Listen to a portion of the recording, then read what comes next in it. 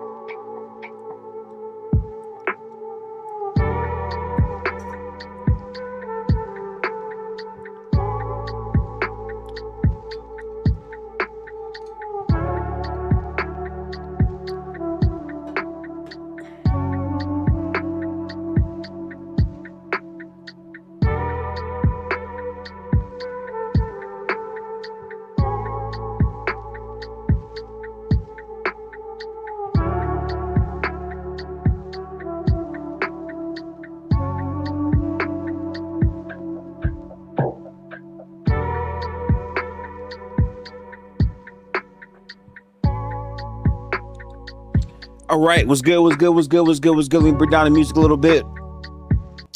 Welcome back to the second stream of the day. Yeah, man, it's a lot of hoops going on right now. The Raptors-Cavs game is like insanely close right now. The Raptors are trying to go for the upset. They just fouled Scotty Barnes. Also, Scotty had the go-ahead lay. A lot is going on. Well, Zay, what's good with you? Back for another stream. Shout out to everyone who showed up to the previous stream we had. That was a wild time. A lot of super chats, a lot of messages. We appreciate those, of course. Tap into that conversation. It's on the channel as the latest live stream aside of this one. In terms of watching the game, check the pinned comments. There's a link to it to the Discord. Join the Discord. That's all I'm gonna say. But we in the building. Let me get the box score up. So this is technically Spurs versus Blazers. But the issue with that is that Spurs-Blazers has not started yet because this game is still on. So we have not seen tip-off yet. But Wemby did get cleared. So we are going to watch that game as well. Shout out to Scotty Barnes. Great play. Also, shout out to RJ Barrett for that clutch layup here. We got to see exactly how this game wraps up, though. So that is imperative. So let's see here. Donovan Mitchell, ball in his hands. Does not get the foul bait 3, and it looks like the Cavs are gonna lose game 4. Oh goodness, 2-2 tied series potentially. Where is the scoreboard at for me so I can show y'all what I'm talking about? All right, I got to be super careful before I show this, but I'm pretty sure this is the scoreboard. All right, cool. Yep. So right now, that's the active scoreboard. Again, if you want to see it, tap into Discord. That's all I'm going to say. Use your critical thinking is what I implore from people. I missed a good chunk of this game because I was setting up further content down the line. I will have to rewatch this, but shout out to them, man. Raptors are trying to inbound the ball. They try to make RJ Barrett turn the ball over, but they fail. RJ goes to the line. This game's probably over, bro. Wow. Kyron said 15 combined turnovers for Harden in the last 2. Really? 15? I got to tap in. I've missed the last 2 games of this series, honestly. Let me invite Jay up here. And also, my screen is 10, so give me 1 second real quick. I'm going to disconnect and rejoin in Cord. Hang on. All All right, this should fix the tent now. Normally when I leave and rejoin, it fixes for some reason. So yeah, that should be brighter now for y'all. What's going on, man? What's good, man? Playoff I, basketball, man. Playoff I saw basketball. y'all. I saw y'all's stream y'all did like an hour and a half ago. It was dope. It was That shit very was long as informative. hell, I'm not wasn't it? gonna lie. Yeah, it was like almost 3 hours, but it was very informative. Like just the certain things that y'all was talking about, I didn't really think of it. Not just from like typical legacy talk, but from like specific series. From like y'all talked about the Nugget series to the Yeah. Knicks series. No, y'all didn't talk about the Knicks series. I caught the end. Y'all didn't talk about that, but y'all talked about the Sixers series. Y'all talked about Blazers, Spurs. That was a little bit interesting. The way y'all talk, y'all look very cohesive, and I just like the element of AB coming into the stream and just um bringing his enthusiasm and bringing his knowledge to the conversation. Yeah, that was fun. It's funny because we don't really script those, and we haven't done many episodes together, so like it's crazy how naturally these conversations flow. But we got to a bit of Knicks talks, but not like a full detailed breakdown. I just gave the tidbits of I think what I've seen so far from the series, but we didn't expect to spend an hour on Denver. But that was basically basketball 9 whatever last night. That was a lot going on. So I uh mean, you know. I feel like that's the series that like nobody expected it to go this way. Like out of all the series, you could talk me into Houston being down 3-0. Oh, he hit the Oh three. my god. What? Whoa. Hold on, let's table this talk until that game is in. Because this game not Yeah. over. Let me Let's get table this it. music off so we can actually hear the game sound because that's going to be very important here. Hang on. Where's the sound?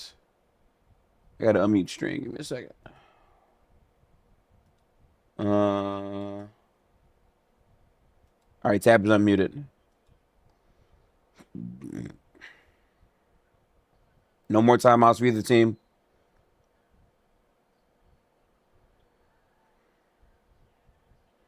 Yeah, you got a foul. They have no timeouts left though. This is brutal.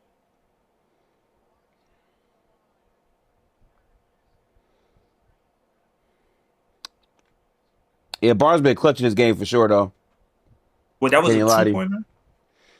I think so. I Oh, thought it was a okay. 3, but apparently that was a 2.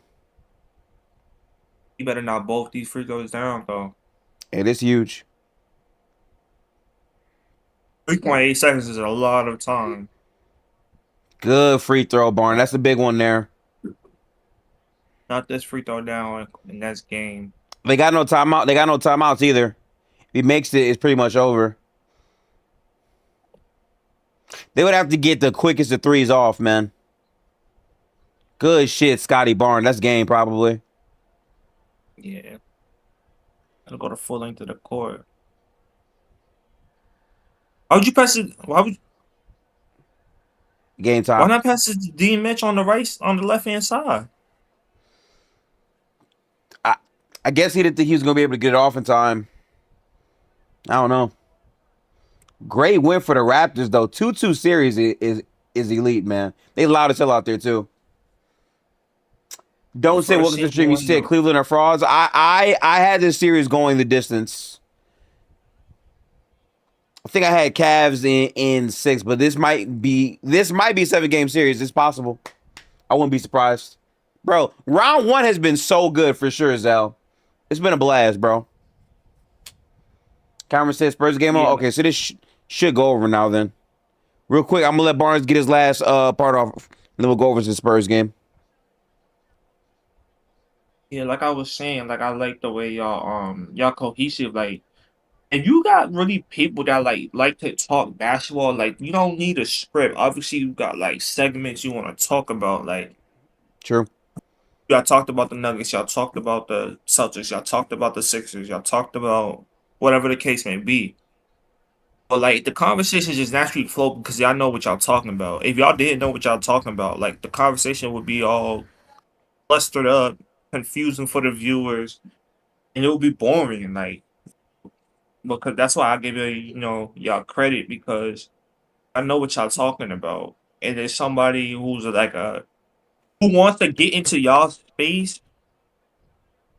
It's very dope to see someone that looks like you that is able to, be a leader of discussions in the content space. So I gotta Much salute appreciated you on for that. that. Yeah, Nah, I we really we keep do. trying. We keep trying for sure, man. Honestly. And then like the people bring up, like y'all, you bring up Wes, you bring up, Real Talk. Um, what's his name? Eric, he's dope. Obviously, we supposed to hate each other because you Philly, I'm Boston, but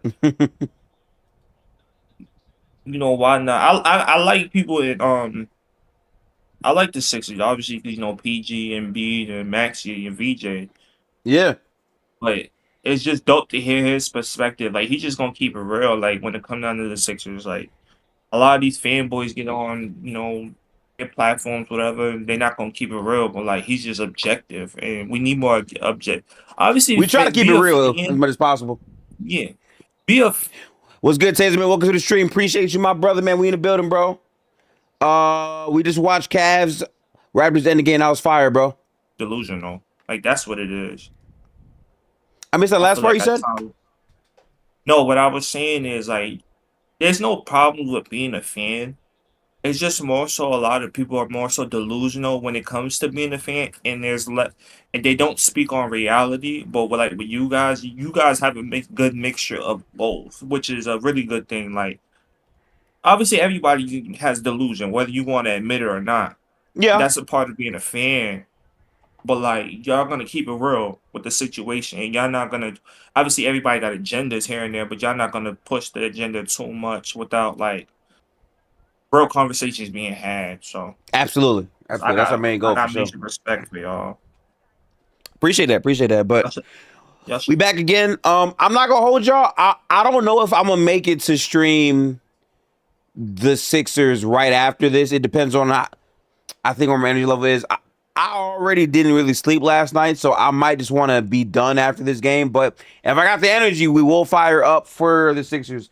I know for a fact I'm not watching Rockets because I have another content piece I got to do tonight on the gaming tip at 10. So I'll be on Twitch during that time. But they just ruled out KD, so I'm good. the I'm good. good I'm thing good regardless, honestly.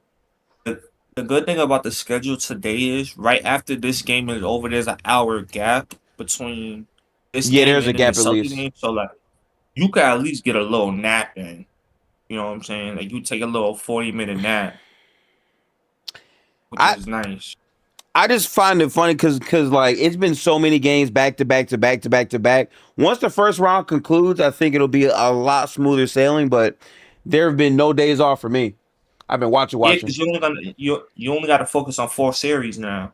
In Right. this case, you focus on 8, so they're gonna cut it in half. So you're gonna be able to get more rest, obviously, because you're a content creator. But True. it's nice how they scheduled it today. They said 1 p.m., 3:30, and after that you get an hour break. So if you That's a wanted to good go point. to That's the a good point too. gym, Yeah. Facts.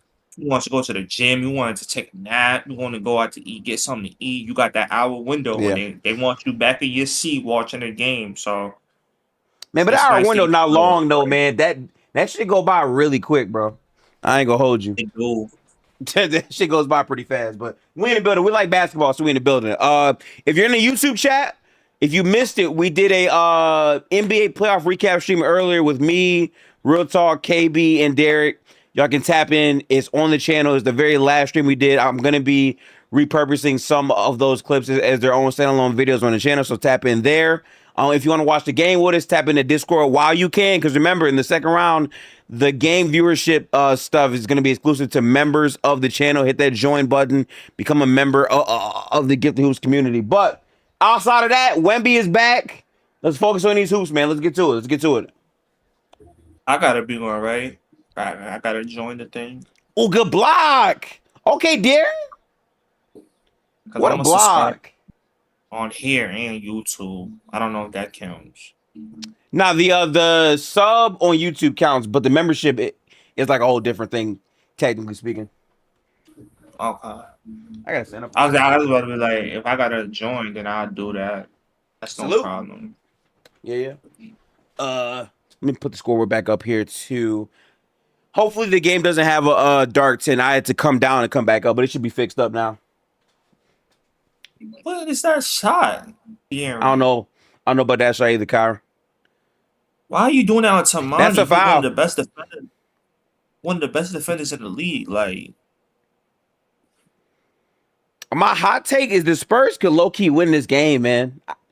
Not the Spurs. I'm sorry. The Blazers could. Yo, if the Blazers win this game, this got to be one of the most competitive first rounds we've ever seen, bro. I would love to see that. the playing field is so level right now. It is It crazy is. parity. Like, Yeah. think about it for a second, right? One of the favorites is about to probably get bounced out in the first round, like 5 or 6 games. It's You possible. got the Spurs, who's in a dogfight with the Portland TrailBlazers as we speak.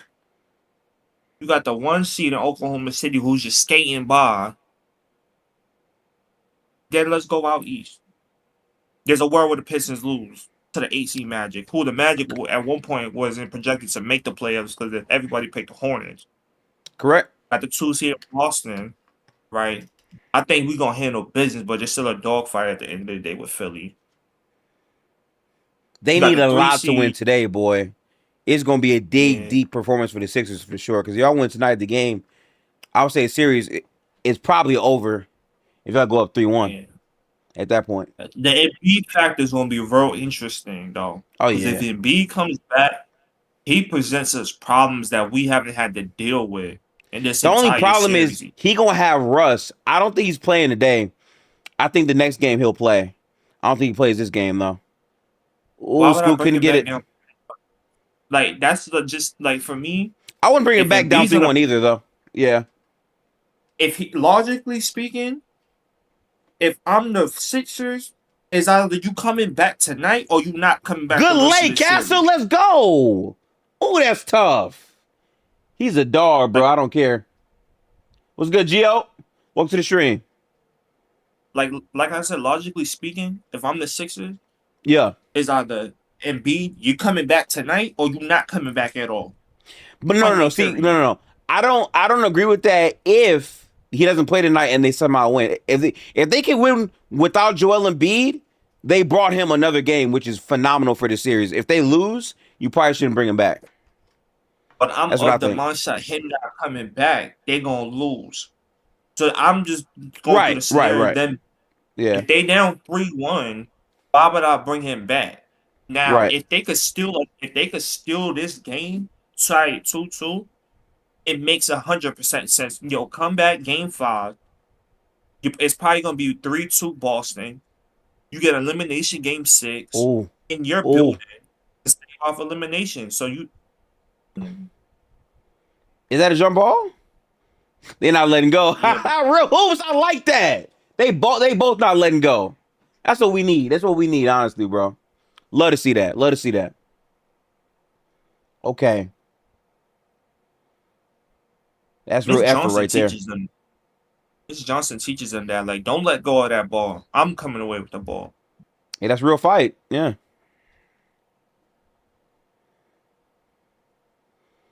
I'm not gonna lie though, like all the people who complain about the product of the NBA, these playoffs have produced phenomenally. Almost all these games have been quality games to watch. Honestly. I don't really be hearing people when they come down to that topic. Like, I'm just like, bro, like, yeah, fair. You don't even really be watching games for real. Like, you just be at your homie's house just catching up a game here and there. Y'all drinking beers and stuff. I'm just like, Edo, first of all, welcome to the stream. Edo, you said Dylan Harper might low-key be my bro. Dylan Harper is so fun. I love him. I need to watch more of him. Granted, I've missed more than what I like, but he's a player, man. Crazy. The viewership on NBC is crazy. Anybody just wants something to complain about. Just watch the games and be quiet. That's how it is for me. Papa, just appreciate the sub. Welcome back to the stream. We got Vassell right here. Castle is here. Harper, great move. Oh, good handoff. He picked it up though. He should have just went up. Low key. A good defense by Klingon, though, for sure. Let me Ain't bring going up for the 14. score here, too.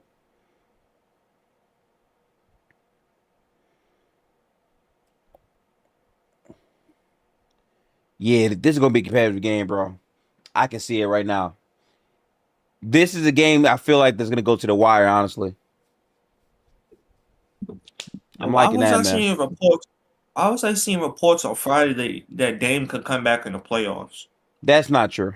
You didn't see that. And now they were like real credible reports from Portland From who? From TrailBlazer who? insiders. Portland insiders, dog. I've seen the link. I'm like, what? Did they come from Shams or Woj? That's all I care about. I said Uh, Woj. Woj is already done, but you get like, it's got to yeah, be I get real. what It's you're got to be saying. real, bro. Yeah. I'm seeing Scotty these Barnes reports. is I'm top like, 15, by the way.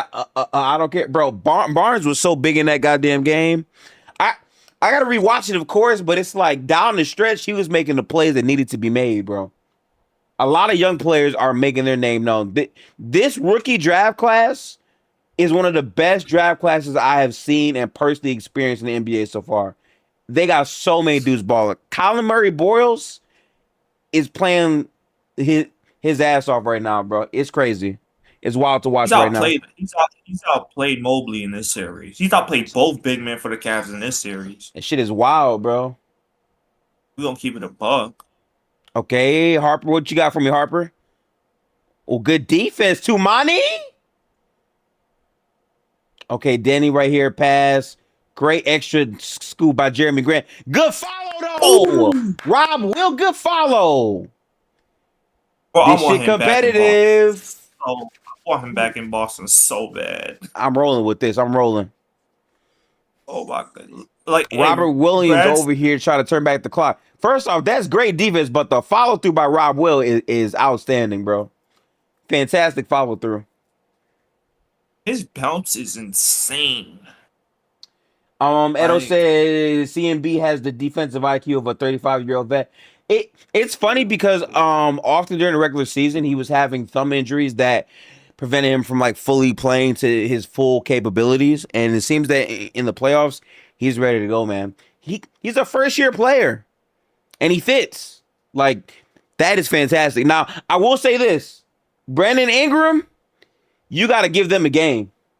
Because he has been struggling throughout that series, boy. I ain't going to hold you, bro. He has been sticking up the play. So they need to get a game of good variance from BI in the series. And honestly, I think they might get one, bro. Because I feel like Donovan Mitchell and James Harden got their games off in the first two games. I feel like specifically in Toronto, it was a much more physical game. And those two weren't as productive as they were in the first two games. So game 5 is quite literally anybody's game. Literally, for me at least. yeah, I hit some big shots down the stretch, though. I ain't gonna lie. Oh yeah, He hit a you lied couple about that. mid-range shots, hit a couple three balls. I'm just like, okay, yeah, Bi waking up now.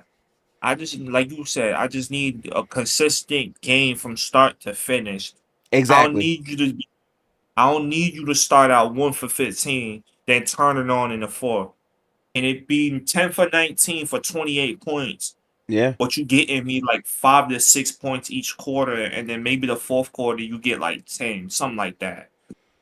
I really want to know if what I was gonna say. I really want to know if it like what's the top 5 most competitive first round series of the last 10 years? Cuz like I feel like Last, this might be the most competitive overall first round we've seen of the playoffs in a very long time. I can't think of like the second right now. I would say 2019 was competitive. Okay. 19 with that That's not a Clippers bad year. Warriors series. Um, even though it was 4-1, that Clippers Blazers that Thunder Blazers series was very competitive. Um,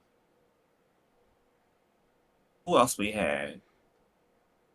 I'm trying to think in my head right now for that. We had Magic Bucks first round. I don't even remember that series. Damn, we did have that though. It's But it crazy. was in 5. Y'all versus No, that's not true. We 3 had years ago. Magic Raptors. Y'all versus What the was Kings 3 years ago. That was an amazing series, Luke. It was. That was a fire series too. Woo. Oh, he had 23. You are right because we had Celtics Hawks that went 6. We had Memphis Lakers that went 6. We had was the first round of that Denver series? Who's the Denver played in the first round? In 23? Yeah, who they play in the first round?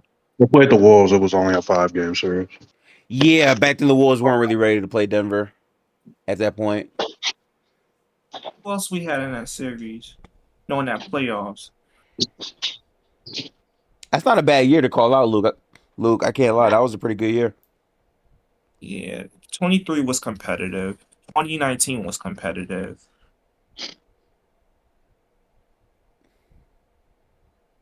I mean, not a bad shot. That's makeable. But the second round of 2019 was crazy, though. A lot of big games. All right, Wemby, what you got for me? Oh, that's a foul. That's a foul, yeah. I'm not gonna lie to you. I feel like I'm rooting for the Blazers just because I want to see this. Like, I want to see a lot of 6 or 7 games. You know what I'm saying? I would love to see that, but this is Wemby's chance to like really be super dominating right here.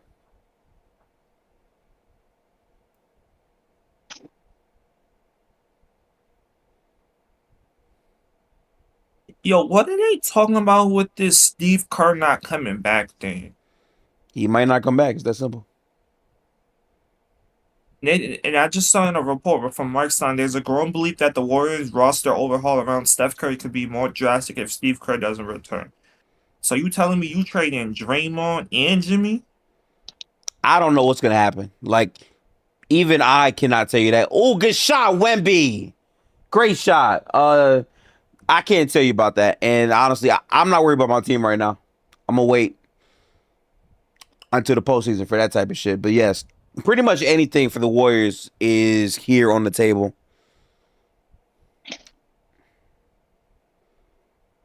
Mainly because they got their picks. Good shot, Fox. Okay. All right, score 21-16 right now. Let's lock in here. Oh, what's up, Luke? How you been, dog?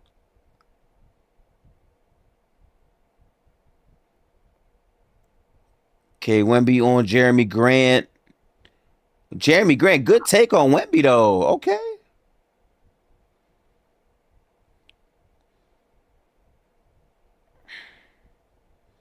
Deep 3 from Wemby. He wanted that one. That was a deep one right there. Okay.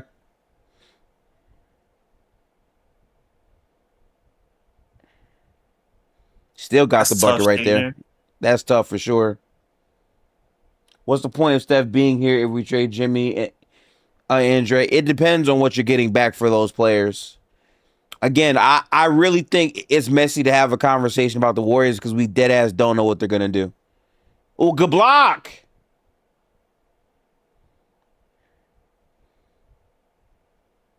Wemby didn't try to block that? Hey, good lays right there. Good plays. Oh, Vassell doesn't make the stop and pop. A pull-up 3 from Sharp. Oh, my God. Momentum. Bomb from Shaden Sharp. Momentum. Let's get to it, man. 9-0 run. They're going to be really fun when Dame comes back next year. I don't know how this team looks with Dame back, honestly. I really don't know. I don't think he's starting. He might not. What? I don't know what happened. Oh, good lob. Like, generally speaking, who's he starting over? You going to start Deni and Dame in the backcourt off of torn Achilles? I think they would because Dame's that good. I think Dame will be ready to play next year. Man, them Raptors gifted. Them Raptors. Man, Luke, bro. Every year we watch the Cavs and we say physicality is their problem, and every year they prove it fucking right, man. 2-2, bro. And if Brandon Ingram wasn't a terrorist, never mind. They could have maybe took him right now. You can argue that. Yeah. Cleveland. Yeah, bro. But yeah, man, I've been on the Scotty Barnes top 15 train. I don't know if it was time to get it off yet or not, but you I know, mean, he's had his best overall season as a pro. His defense all year long has been raved about. But more importantly, the way that he stepped up in these wins for the Raptors is humongous. Game 5 to me is a must-watch, Luke. If you wasn't tapped into this and you thought it was going to be Cavs in 5, whatever the fuck it is, Game 5 is a pivotal game. I'm locked in for that game yes, for sure. yes, it is. And Scotty Barnes, like, this ain't even no exceptional team he hooping with either. Like, I'm just It's saying, not. bro. Like, Yeah. CMB though, word to CMB because you know, Great rookie, right? yeah, He's been great. Bro, I'm trying not to overreact, Luke, but dead ass, I really feel like this draft class might go down as like one of the best ever, bro. There's so many day one impact players. oh yeah, no, that's what it's touted as, and I would have to concur. So Shit is crazy, bro. I don't know who takes game 5 if you ask me. I think what's super interesting about the Raptors and the Cavaliers series is that no team has won on the road yet. Like they've all been home wins. So like at a certain point, yeah, it's either something has to give or we're in tune for a 7-game series, and game 7 is anyone's game. 100%. I will say this though, if they go 7 games and the Cavs beat the Raptors, I know basketball doesn't work like this, of course, but I will say facing a tough, very physical defense in the first round should get you prepared for the second round pretty good. In theory, at least, of course. In theory, you know? The thing And about it is there, the lack of. go ahead. No, I was just saying, like in theory, but like the lack of rest is between round 1 and round 2. Those injuries are gonna start to pile up. Yeah, good point on that. That's true too. That's why they always implore you to take care of business, because like take care of business 4 or 5 games, like you would get almost a week of rest, especially if somebody you're dealing with a nagging injury. Like that's why I hope, like if I'm the Wolves, like let's take care of business in 5 games because it gives Ant a week of rest, and then he probably could come back theoretically. What game 3, 4 of the next series? It had to be like They game give you 5 at or least 6 because they said he gonna be out for multiple weeks. So like they'd something have to like win the that. next game and then they would have to make it through. It see, like I think what's really cool about the playoffs, even though it will lead to more injuries, is like the idea that you get incentivized to beat the team quicker because the quicker you beat them, the more rest you get. And that's Yeah. good, but at the same time, you are going to get more player injuries with the games being this close.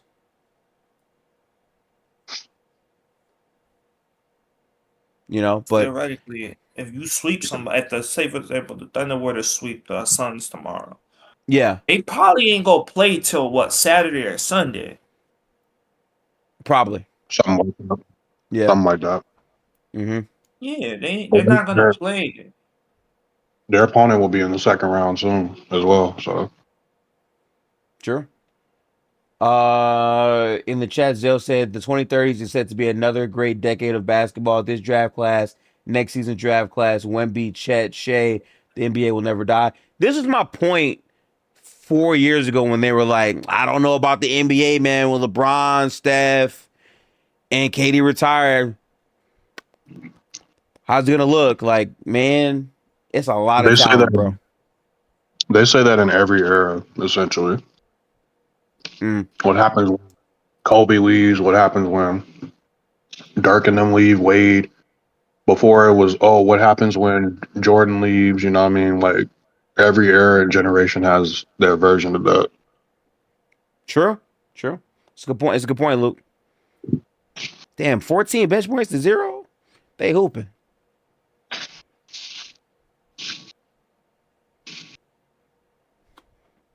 All right, here we go. Come on, Blazers. Win this game, Blazers. I just can't get over the Wolves having 76 bench points yesterday, and AO scored the most bench points in a playoff game since the 70s. So 43 points off the bench, bro. Like, what the fuck, Luke? He was dogging them. That was crazy, bro. there's a lot about Denver's defense. It does.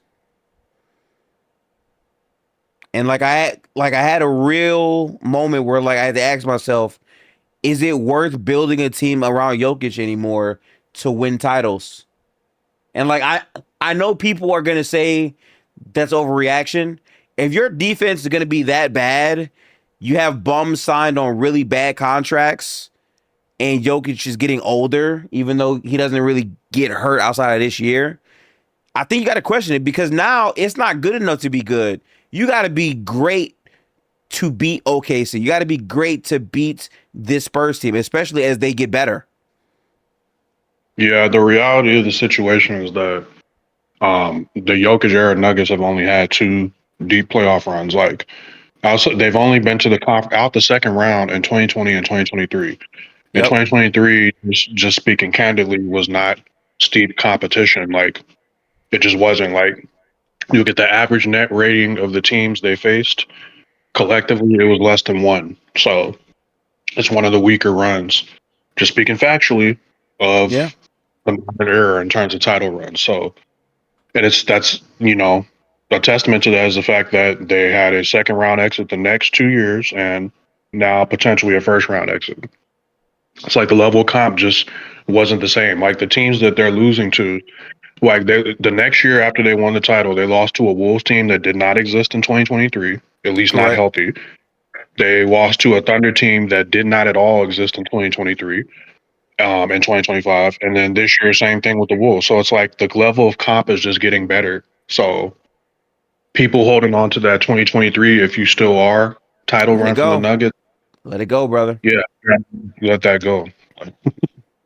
But that's why The I'm reason saying why they like good- the idea of like building around Jokic as your best player, like the way the NBA is shifting where you need defense and size at every single position, it's harder to win with Jokic to me because of that.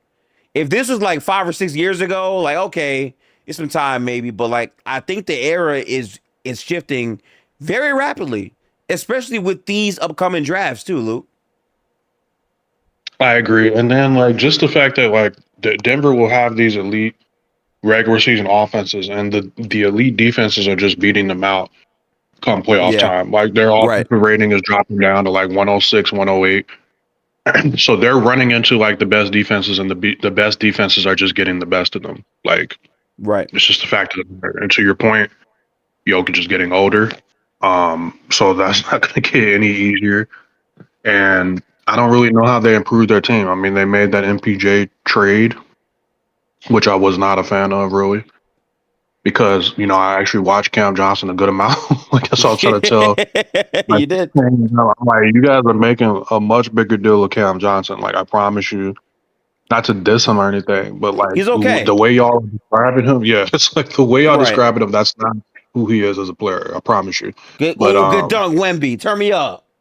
There you go, Wemby. man, Oh, he different. He different, Luke. yeah, this guy's crazy. I mean, But Luke, yeah, I mean, this is my point though. You have niggas like this in the same conference as Denver. They paid a role player $125 million who is basically a one-way player, can't really shoot. Teams are gonna let him shoot repeatedly. And they don't have a strong POA presence either. Or rim protection. And then also Aaron Gordon, who's their like overall is probably still their best overall defender, has been getting injured these past 2 seasons. Like I don't know how you went out in that. and he's declining athletically. Yeah, I don't know. He's been declining. He's been declining athletically since that championship year. and his 3 ball is cooked as well. Like since the title year, it's like he's just not been shooting well from 3 since then. But I think a lot of that is because of the defenses have improved, like I said. So they got their title in that era. Like just speaking honestly, the first Yeah. half of the decade was kind of discombobulated. Like there were weaker title runs just in terms of like path. Yeah. Than the latter half of the decade. Like once we got to 2024 to now, like the playoffs, I think have been better. The level of comp has been better. Like so it's different now. Like I feel bad for Gordon Luke because I actually disagree with you. His 3-point shooting is a thing that's improved since his title year. The problem is the like athleticism and the injury. Like hamstrings I was are talking not a about, joke. I was talking about Jokic. Sorry, were you Oh, talking about oh him? yeah, no, yeah. Jokic's three has fallen off. That's a fact. Yeah, Yeah, that's all. I don't think people talk about that enough too, because it's like the idea of what Jokic is he's a player that can do everything offensively. And that sounds really good, but then when you can't score on Gobert in isolation coverage, and then you can't take the open catch and shoot threes because you're not really making them at a high clip. Plus, I'm gonna be honest with you, I'm okay with Jokic shooting threes and like beating me that way because I think the math shows he won't beat you that way anymore. Yeah, I mean, yeah, I agree. The Nuggets just don't have like their roster's not constructed to win anymore. I don't think. Just Yep. not in today's era. Like I mean, Jaden told everybody like how they felt. Like they're all bad defenders. I wouldn't They're say all bad all of them are, defenders. Yeah. but they're not good defenders. Like you need, and you look at the Wolves roster, like they're all good defenders. So it's They have like, many players who are two-way players that can play defense or like at the very least. Oh, and they can shoot. The other problem I had with Denver, and I think I think people need to look at teams more in this way, Luke. How many one-way players on your roster do you have? That matters a yeah, ton to me now. yeah, you do kind of have to look at things that way. Like versatility is king. Obviously, I've been saying that for years. It's not really a unique idea. It's just yeah, like, but just look at the teams that consistently compete or win the title. Like they have versatility. They have guys that can do everything. To me, the 2024 Celtics is like a perfect model. Yeah. The 2019 Raptors, same thing. Like you look at these teams that are winning, it's just defense and versatility. Like All the way throughout the roster. Yeah. And And we that's had what numerous guys who can handle the ball. that too. That too. That's a big thing as well that yeah, matters. You're right about that. yeah, like the Indiana Pacers were another example of that they didn't have as much defensive versatility, but everybody on their Oh, team pretty much. what? What? Was that a logo 3 for Drew Holiday? Yo, Nice. Damn. Drew Holiday really been sparking it in this playoffs. Like I'm sick because he was washed last year to me. And he's that been got me great this year. so mad. If we had got the 2024 Drew Holiday, we're in the finals again, dog. That is crazy, bro. Just give That's me a deep ass 2024 3. Look at level of that. play. We're easily in the finals. I'm sick about that, but I'm glad Drew Holiday getting busy in Portland. Yeah, true. Yeah, so like I was talking about it, Luke, when you look in depth into Denver's roster. My thing is they have to basically move mountains with bad contracts and whatever jack capital they have left to make a shift. And I think this roster isn't a shift away from a title. It's a seismic shift away from a title. And that's my issue with them. Like here's my thing, right? Even though a lot of people, by the way, myself included, picked them to beat the Wolves, I didn't have them beating OKC.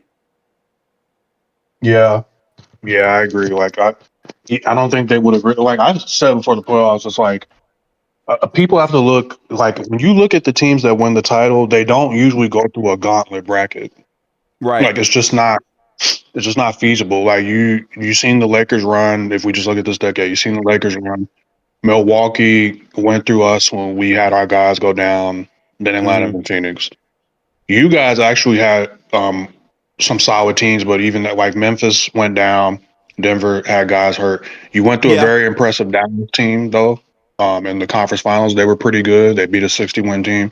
And then you guys beat Boston, who was a very, very good team in the title. So that was good. But Denver, we already talked about that. And then You look at the Celtics again. The whole East was injured in the Eastern Conference for the Celtics.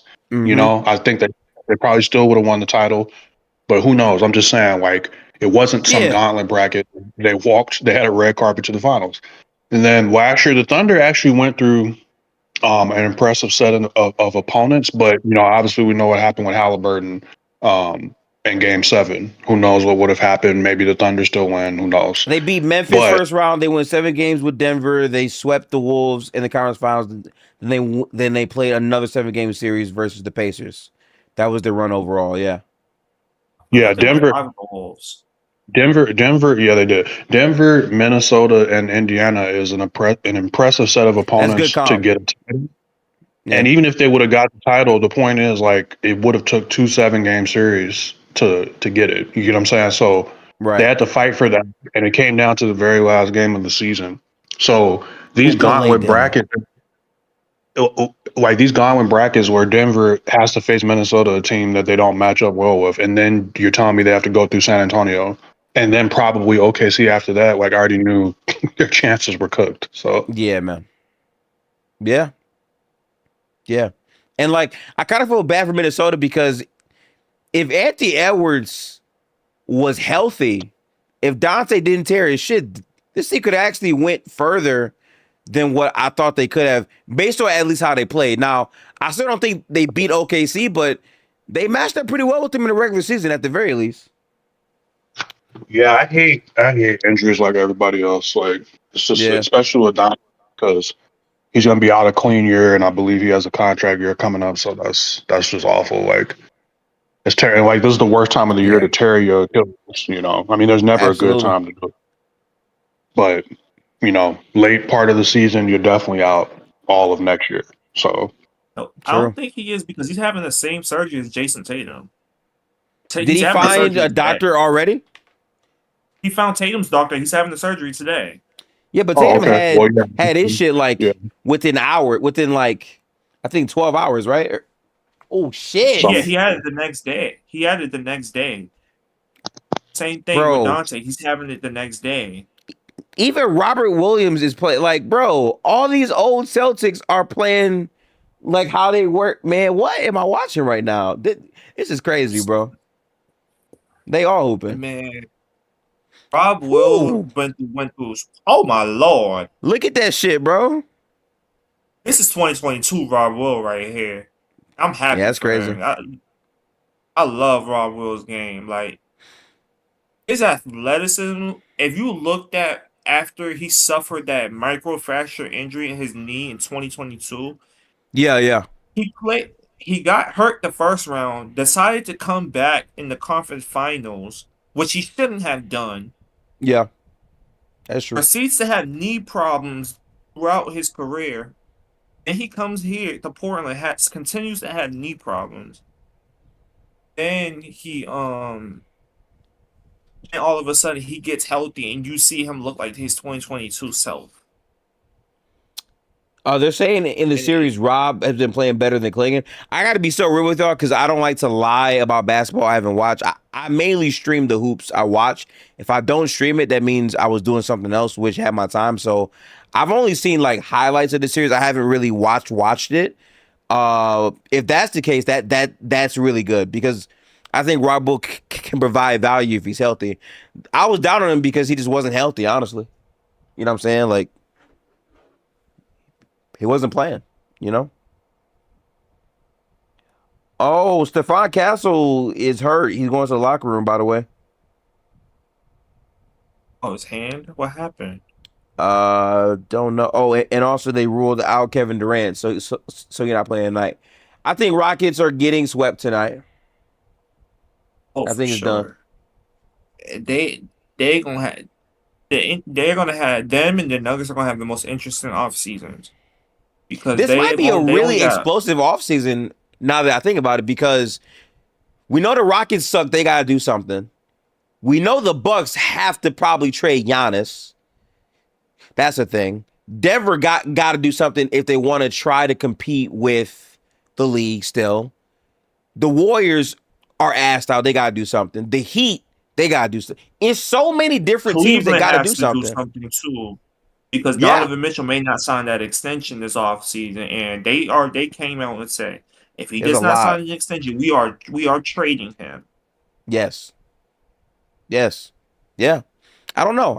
It's a very interesting place we're in with that. Phoenix has So to do something. I understand Devin Booker signed that contract extension, but you have to do something about that or Dylan Brooks. I think Phoenix is content with just being middle of the pack as they build up their young talent, to be quite honest. I think Devin Booker is just going to be a lifer player on this team that's going to be good enough to be in the conversation, but not really all that good. If I'm being honest, I think they're banking on the development of Jalen Green. I think he's not that good, but I get it. And I think they're going to see the Dylan Brooks experiment through probably one more time. And think about it. And what if OKC loses earlier than expected? What if Boston loses earlier than expected? Philly was already going to have to do something Oh yeah, with so he Embiid asked and off the Paul George games. situation. Does do you trade PG when his value is at his highest? Right. Do you Oh, look to that get out the hurts. Embiid business? Right. I hope he didn't fracture it. That had to be a brutal injury if he fractured his shit. But see, listen, this is why depth matters so much. All these players going down, you need someone to step up, bro. And they got players. Yo, Portland is on that shit. I love what I'm seeing, man. Real playoff hoops.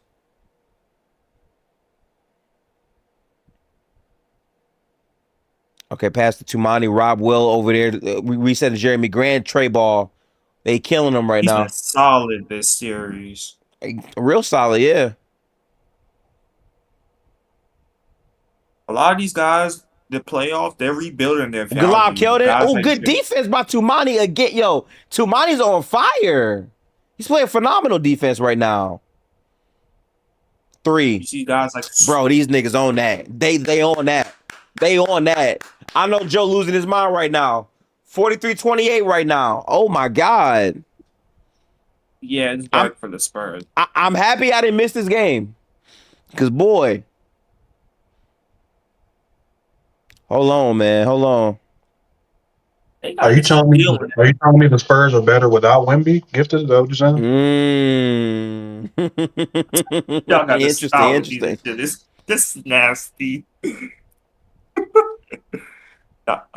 Okay, reset to Denny here. Bro, Reset to I Denny. can't believe the Blazers signed Tumani to a 4-year, $84 million contract extension. That's a steal.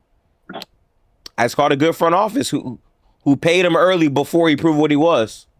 Oh Good my shot, lord. Denny. 45-28 run just like that. They haven't missed. 13-hole run. Blow the game open. Woo. Fox, I'm not gonna lie, bro. This is where you got to make your name known or something, bro. He's not getting his game off. He's not. Those are free throws. Those are free throws, yeah.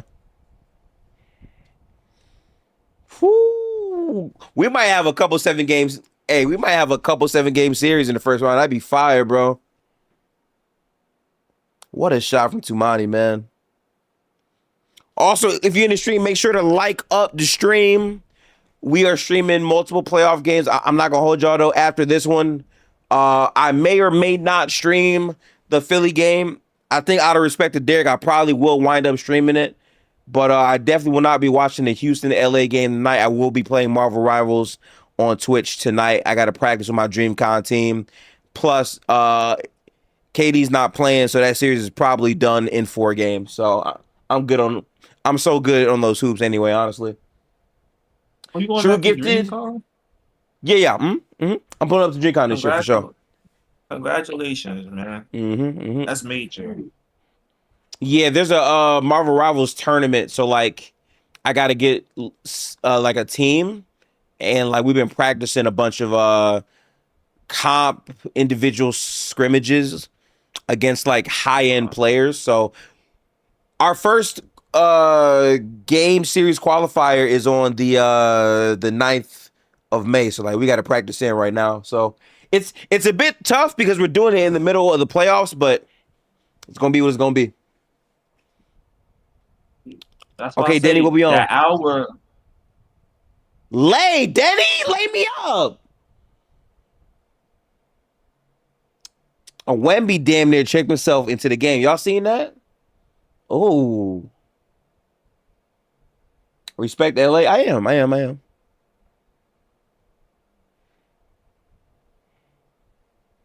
There you go, De'Aaron. That's tough. Aaron. That's the tough lay right there. They need that. I know Wemby look mad as hell for sure. And rightfully so, too. He's smooth. Very, very smooth. Mikhail, it's going down, bro. I ain't gonna hold you. Portland is competing. Look at this scoreboard, man. This is not AI. This is real rap. 47-32.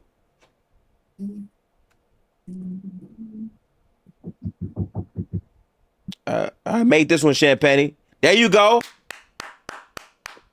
Right back. Come on. But this is single digits. They close.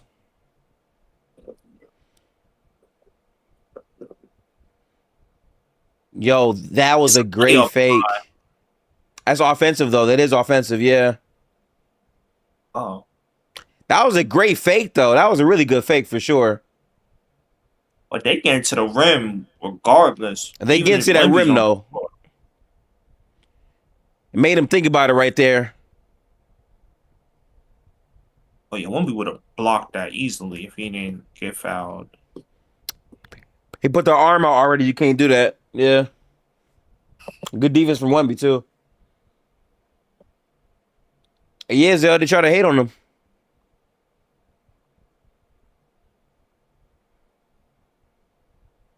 Oh, good pass.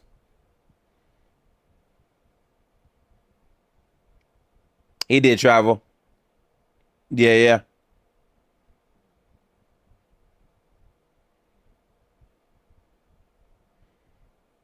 He got to get his overall rhythm back. It's fine. The rim is a buffet with a Wemby. It has been in this game. You're not wrong.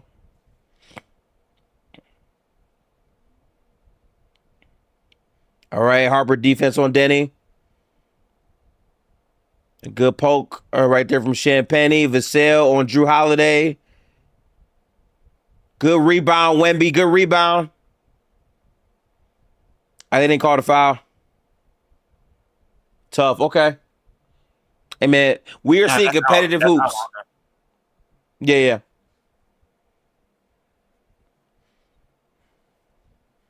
And shout out to the Portland fans for popping out, too, though. Knock down Drew. Cash me out, Drew. Big shot. Why couldn't he do this last year? No, is Harper hurt, too? Come on, man. Spurs and Nuggets low-key regretted not signing Big Al. Al Horford could have made some type of impact on these teams. I will say that. I do believe that.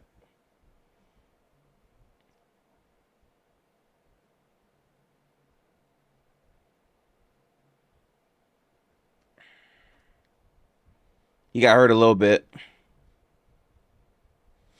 Hope he's all right, man. So that's going to do it for the first quarter. Right now, the Blazers have been dominating the Spurs. I will say they put Wemby back in the game and made it a closer game, so that's good. But this is definitely not going to be no Hail Mary easy win at all. They're going to have to earn this one. And makes sense because Portland's back is very much against the wall. If they lose this game, they go down 3-1. And more often than not, if you go down 3-1, the series is over. So this is a very high-pressure game for them, and they're at home. So I'm not surprised by the way they came out. I just love to see how competitive this series has been. And there can't be many excuses because the one game we saw Wemby get hurt for, they still wound up winning that game. So it is what it is, bro. It is what it is. You got to tap in here, you know? Now, there is an argument that if Wemby doesn't get hurt in that game, they wind up winning that game, but, you know, it's cool. It is what it is.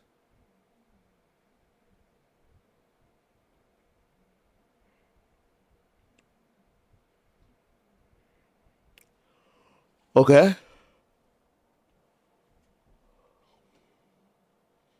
right, Castle back now.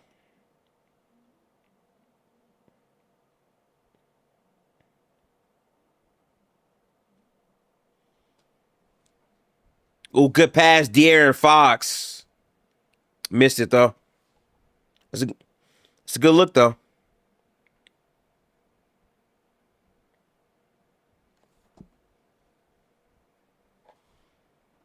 No, another foul.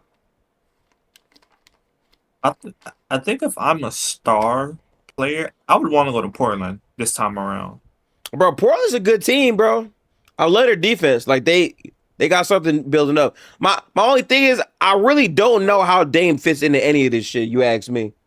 I don't know. Mikhail Wemby's playing in this game right now. And I have the game up in Discord if you want to tap in. The link is in the comments.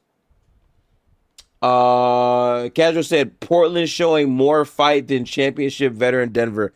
You're not wrong. I can't say you're wrong at all. They showing a lot more fight than Denver did fully healthy. I give you that. Well, sorry. Technically speaking, Payne Watson not playing, so not fully healthy. But you get my drift. You get my point. Hey, Watson wasn't changing a thing, and I'm tired of Denver fans saying that. He would have changed something though. Better defense. What?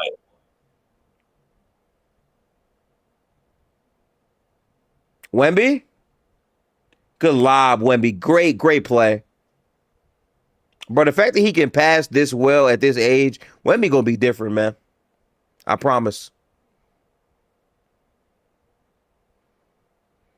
He said would have lost by 25 instead of 30. Exactly. Big difference. Man, stop it, Wemby. Yeah, that was a lot there. That is a foul, yes. Oh, on the Spurs. Okay. Yeah, Wemby put it through.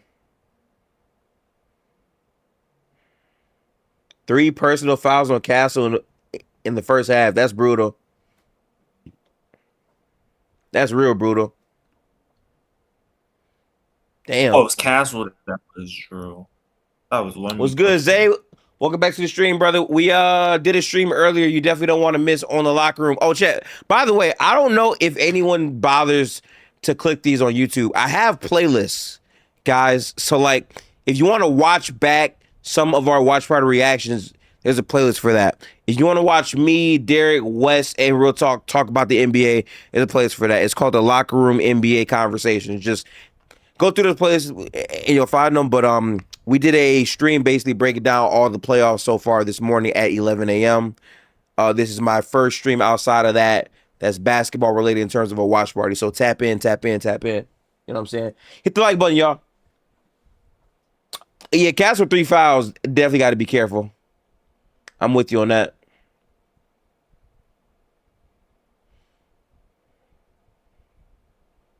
Pull up not falling. 4 for 11 right now for Wemby.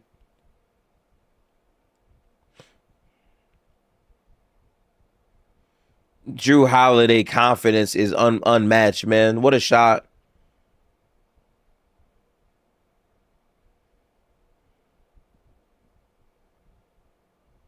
All right, hand off to Champagne. Good lay, Champagne. Good rise and float right there. Needed badly, too, man. They're not scoring right now.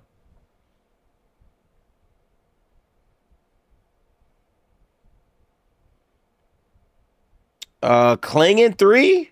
Oh, they hot. They hot, bro. They make everything. Chad, they make everything. What do you do? If Klingin is hitting threes, what do you do? What do you actually do, Chad? Damn. They're 5 for 7.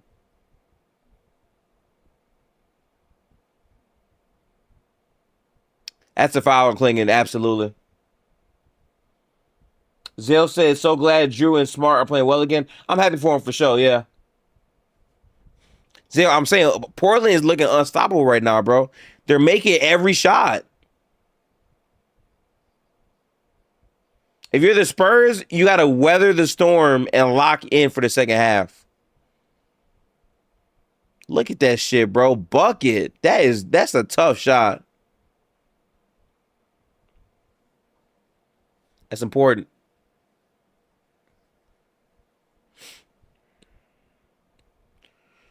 I ain't gonna lie. When we gonna have to wake up offensively. Wemby can't get it again.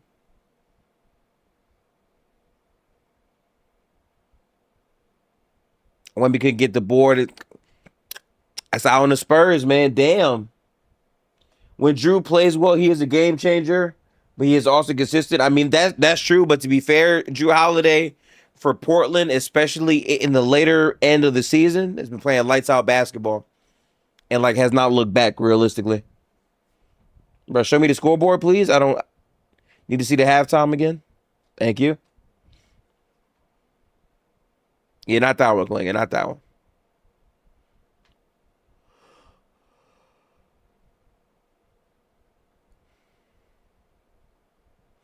Last play of the half for Portland right here.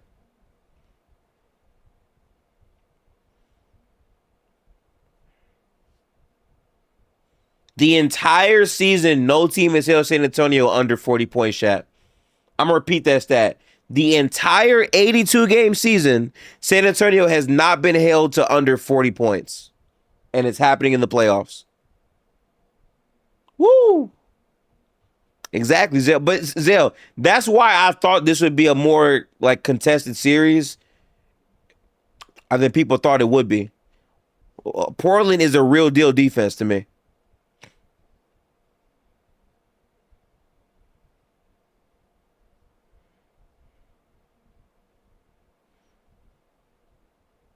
Good floater, De'Aaron. And they still will not end the half under 40 points. Good shit at least. Good shit at least. Okay. Chat, hey. Pure cinema. Chat, pure cinema.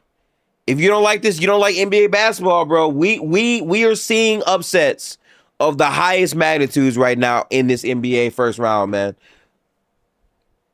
LA is up 3. Chat, if I told you LA will be up 3-0 right now versus the Rockets, a lot of y'all will laugh. If I told you that Philadelphia actually got a game, I think you would laugh. Like, we've seen some good basketball, man, truly. Oh, man, but we are at the halftime. I'm going to be real with y'all. I got to definitely stretch out my arms and my legs for sure. But, yeah, man, the Spurs actually might lose this game. I think how they come out and the energy that they come out with in the third quarter is going to really be instrumental to making their comeback in this game. Also, do we think Portland's shooting sustains? That's the real question. Can Portland keep shooting at this clip? Ask yourself that question. I think that matters a ton. But outside of that, Tino, if you got time, I would love for you to come up. Your Toronto Raptors won a game. I don't know if you watched it earlier, but that was a dogfight, Tino. That was a dogfight, man. You up? Well, not up. You're tied in the series 2-2. So that's fire. I still got to watch, I think, game 1 and game 3. I haven't watched those yet. But every other game of the series I've seen for the most part. Actually, let me open up the chat for Discord in case he types something too. Let me see. Tino said, would have lost by 25 instead of 30. I ain't watched because of work, unfortunately, but I saw us down 87-82. Oh, my fault. Yeah, work. Yeah, true. Yeah, the grind don't stop, bro. Yeah, bro. Scotty Barnes was stepping up in so many ways in this game, y'all, by the way. What's good, Rodney? Welcome to the stream. He said, I'm not worried they shot lights out. Are you a Spurs fan or no? And to be fair, yeah, I like to give credit to the Blazers, they did shoot lights out. Does that sustain for the second half? We don't know. Tino said, B.I. Bum's finally playing like his contract. Yeah, B.I. finally had a solid game. If I go to the stats right now, let me see. So yeah, this score was a prison hoop score, by the way, 93-89. Raptors win the game. James Harden had 6 of 14 shooting, 19 points, 2 of 6 from 3, 8 assists, 7 turnovers in the game. The Raptors were harassing this man physically in many different ways. Normally, if you put physical guys on Harden for the series, eventually you will wear him down. So that makes sense. Donovan Mitchell, this is the shit I be talking about. And people call me a hater for saying this about Donovan Mitchell, but I promise you I'm not. 6 of 24 shooting. Donovan Mitchell shot 6 of 24 in this game, 4 of 12 from 3. Now, I understand everyone has bad games. It's not all the way his fault. Oh, that's fine. But people just expect that Donovan Mitchell isn't going to have games where he's a high volume shot taker. And getting his game off, I think, versus length is a problem. I'll never forget the first time they played the Knicks in the playoffs. People forget about that series. Yes, we saw Mitchell Robinson dog out their front court. Donovan Mitchell also was inconsistent. Ironically, I would say Darius Garland had better, more impactful games in that series. Tino said, oh, yeah. You can go ahead. No, the crazy part is, if we look at last year's regular season, I can make the very argument that Garland was better than Donovan Mitchell in the regular season last year. Yeah. That's true. And people will call you a hater. And the one who gets criticized more is who? Garland. It's Garland. Yeah. So like, that's why for me, like, Harden going there was a good thing, because I do think Harden is a better player than Garland, and it did make the team better. I do believe that. But people acting like all the onus is just on James Harden, and we for sure know Donovan Mitchell is going to perform. I didn't buy that shit. I didn't. Oh, by the way, shout out to Logical Raptors fan. I feel bad because we were gonna stream y'all game, but earlier we had like a big beefy like 3-hour stream where we talked about hoops during y'all game. But yeah, man, 2-2, man. So yeah, got some great hoops on the way. I truly think the Raptors can win the series. Game 5 is everything, but to be fair, no team has won on the road yet in this series. This could wind up like, I would say, the Cavs, I think, versus the Magic series did, where every game was a home game, and every game the home team won. It could be just like that. You know what I'm saying? I don't know. Don't count the Raps out. You said I watched the stream. No. That's fine. I'm saying I didn't get a chance to fully watch all 4 quarters of the Raptors game, so I gotta do my due diligence later when I have the time to actually rewatch that, because I didn't want to see that. But I did catch the end of that game, and man, RJ Barrett and Scotty Barnes were making plays. Brandon Ingram hit some big shots, and like, I'm not gonna lie, Cleveland's offense got rattled. I will give Mobley some credit on like the late rebounds, but like offensively, he didn't really do much of anything. But more than anything, and Tino, definitely tap into this player. I'm assuming you are. Colin Murray-Boyles has been such a force for the Raptors in the playoffs. Not only has he been one of the best rookies in the NBA overall, but he's also been one of the best playoff performers, period, of any performer in the playoffs currently. So with all that in mind, we got some really quality basketball, truly. You know what I'm saying? So I'm hyped for that series for sure. Later on today, we have the Sixers versus the Celtics again.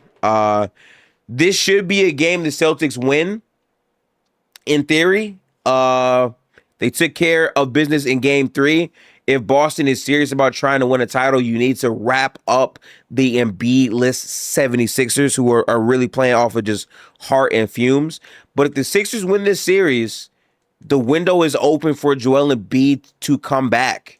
And if that happens, it takes a lot of pressure off of Tyrese Maxey, which makes his life easier. So this is going to be a big game as well for that one. I'm not going to hold you. A lot of people are going to watch the Rockets game tonight just to hate watch and whatnot. I will not be, because obviously I got things to do. So because of that, some people are going to skip the Sixers versus Boston game. But let me tell you something. The Sixers could very well still win that game. So I'm going to be locked in on that for sure. Yo asks, do you think this is a comeback? Are you talking about oh yeah, okay. So Blazers versus Spurs could very much be a comeback. The only problem that I'm having is like people counted out the Blazers because they're a playing team, but all season long their defense has been a part of their identity. Drew Holiday is playing some of his best basketball since 2024. Deni is still getting downhill, and they just have a lot of size. The thing is, if you have size, you have a chance. I think that shows more than any other series. Like even right now, in the Minnesota series, Ant goes down. Dante goes down, but they have size in so many different positions. They punish them, especially because Denver doesn't have a reliable backup big. You know, like we're seeing J-Val be completely unplayable. So like I think the size of Portland paired with the shooting is a thing because the Spurs shooting hasn't been that good in this series, and that means something. You know, so it's very, very possible. I don't know if I have it happening. I will need to see more. Initially for me though, my prediction, and I like to lean towards my prediction until I physically cannot anymore. I had the Spurs winning this series in 6 games, y'all. I did. I had the Blazers taking 2 games, and so far they took 1 game, so I wouldn't be too surprised. I think that makes sense. So we got to see exactly how those things, I would say, pan out fully, but we'll get there. We'll get there for sure. Also, in content creator news, I should be on the panel tomorrow for Player's Choice. I talked to Ron the day before yesterday, so I did get a RSVP. So I might be a bit more present this week, but I'm really going to be more locked in on trying to get videos uploaded. So that's what I'm going to focus on. I haven't really uploaded a video on the channel since I made the Kay Cunningham deserves to be overrated video, so I'm gonna do that. I'm definitely gonna edit the stream that we did today with broader conversations that will detail our takes on the series for players and whatnot for sure. I need to do a better job of like repurposing content. I don't normally do that because to me it's kind of lazy, but it's effective, and I think people would want to see that compared to a full 3-hour VOD. So I'll take the time to do that when I got time for sure. We got a question from Mikhail in chat. First off, I'll read Zell. Zell said Ticket TV really messed up your panel tenure. Yeah, I don't know if you know Zell. I don't know how long you have been following the channel, but I have a video on the channel that's like 3 hours long breaking down everything that happened with that. If you want to watch that for my thoughts on that whole saga, you can, but I don't really talk about it anymore. Mikhail said, you think Spurs should go for a big trade this offseason? Okay, what's a big trade, Mikhail? Because to me, like, the Spurs are a team that very much is young. They have guys who are going to grow into their roles. The only thing I could think of is, like, trading De'Aaron Fox, which a lot of people are infatuated with doing. But I think it has to make sense for a position of need. Like, I think having 3 ball handlers is not a bad thing for them to have at all. I don't hate that, period. I think you have to get a guy that makes sense to fit on their roster to actually make them better if you're going to trade Fox. Just trading Fox for the vibes is not the answer to me. I don't believe that. You said Giannis? This might be a hot take. I don't think I'm trading for Giannis if I'm the Spurs. I'm not. But like I will say, and like I say this because I feel like if you're the Spurs, you're gonna have to give up Harper to probably get it done with multiple picks, and I'm just not doing that. It's not worth it to me. I wouldn't want to do that. Plus, I don't know why the Bucks would really want De'Aaron Fox anyway. I will go and watch it. Yeah, if you go to videos and go to like popular videos, it should be the most viewed video because it was very much a crash. I'm not gonna lie to you, I forget what I said during that stream, but like I addressed the entire ticket thing on Player's Choice in the panel, and like it was a lot of like real shady shit happening behind the scenes. This was back on playback when I was doing it, so it's there. But it is long. There are not timestamps. I literally just uploaded the raw playback VOD, and I was my full unfiltered opinions on everything that happened. But you know, yeah. If you're the Spurs, right? Yeah.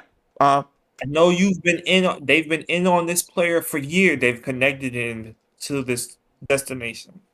Yeah. I understand he's been chronically banged up throughout his career. Would you take a fly on Lauri Markkanen? He did average 27 a game. I would trade with Lauri Markkanen. Yes, I would do that. Mainly because you need shooting, and I think Lauri fits that mold. He's got size. People criticize his defense, but I promise you, at his best on those Cavs teams, he was able to buy into a role defensively.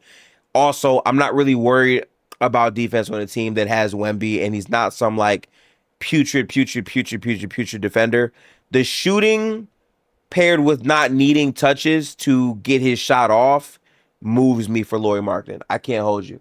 I don't think I hate that. Only problem is you got to deal with Danny Ainge. Like I don't know if I'm trying to do that. You know. Lowry's cap hit is $46 million, so you could theoretically do a straight up De'Aaron Fox Lowry swap. But you know you're not doing that shit with Danny Ainge. You know to get Lauri Markkanen, he gonna want the picks. He gonna probably want Harper, Castle, whatever. Like he's gonna try to take half of the young core. I agree with you, Ronnie. They're gonna try to rob y'all blind for sure, 100%. Yeah, yes. Yo, shout out to Nature Made Thunder. First off, welcome to the stream. Consider subscribing if you rock with the content. But absolutely, Ainge and Presti are two GMs that if I am another NBA GM, I'm staying away. I do not want to do business with you because I know you do not want the best for me. Keep in mind, every move that has happened to impact this season, the Spurs and OKC have been involved with in some capacity. Like I think that's pretty serious, you know. Zale said the panel debut was great. So annoying as you become a regular. Well, okay. A part of this too, though, is like realistically, if I'm being real, right? For me as a creator, I wear a lot of different hats. I have 3 jobs. So I do this. I make content for Bleacher Report. Actually, I lied. I have 4 jobs. I do this content stuff on YouTube. I make content for Bleacher Report about the Warriors in season. I work at the post office full time, by the way. It's literally 40 plus hours a week, if not more sometimes. And then last but not least, I also play video games and stuff. Now that last pillar, I've not been consistent on Twitch. I do that mostly in the off season because in season I'll be trying to lock the fuck in. But I'm trying to find a better balance between those. But I basically navigate through all 4 of those. So because of that, I don't think I can like reasonably become a permanent member of panel regardless because I have work all the time in the morning. Now, if the content were to grow to like a really reasonable level and I could leave my job, I would, but I'm nowhere near that status yet. We gotta wait. Nature Mate said content creation is a lot of energy. Yeah, like chat, I don't think y'all realize the shit I do to do this, a lot of people are not doing. I taught myself how to use Discord. I taught myself how to work YouTube. I taught myself how to stream. I taught myself how to make thumbnails. All this shit is self-taught on top of me working 40 hours a week and then coming back for more content. I only have time to like crash out in these days because I plan this out, right? I told myself, okay, I want to be open to make content during the playoffs, but that's impossible if you work a full-time job. So what I did was I put my PTO in early so I could have this time sectioned off to be free to stream, do videos or whatever it is. So now I can do whatever I want. Only problem is after this week is up, I'm gonna have to wait again until I think May 18th because again, I planned this several months ahead, but you know, it just takes time and like persistency. Also, if you are a person that is inspiring to get into content, my number one thing that I always say is keep the main thing, focus up. And more importantly, fuck whatever the numbers say. You just got to do your best and keep pushing and keep grinding. All the time is what I say. Just go. Don't let someone else's growth or their popularity impact what you doing. That's the number one way most people don't make it, honestly. Are you in the office as a key holder? No. I'm on the streets, baby. I drive the truck and everything. I drive the truck. I do mail door to door, and I drop off big packages as well for like 8 hours a day. All right. Game is back. Wemby just got a dunk off. Sorry about that yap session, but if you rock with the content, like the stream, that does go a super long way. Also consider becoming a member of the channel. These game streams in Discord are going to be exclusive to YouTube members. If you're confused on how to connect your membership to Discord, there is a literal tab in Discord called YouTube Member Connection Guide. But enough yap. Enough promo. The game is back. Let's lock in, chat. Yeah. Good little yap session. Good little lap session, you know. I know your Christmas be hectic all the time. Oh, shit be cooked on Christmas for sure. Absolutely be cooked on Christmas. Trapper out the post money, but you know what time it is. Yes, sir, Lou Bays. All right, score right now is 43-58. If the Spurs are going to get back to this game, they got to make a run at the beginning of this third early. Let's see if the Portland shooting holds up enough to win this game. Let's find out, chat. Ooh. Okay.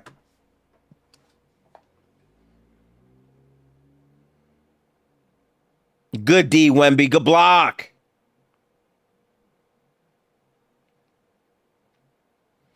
Yo, they are letting them play physical. I like that, though.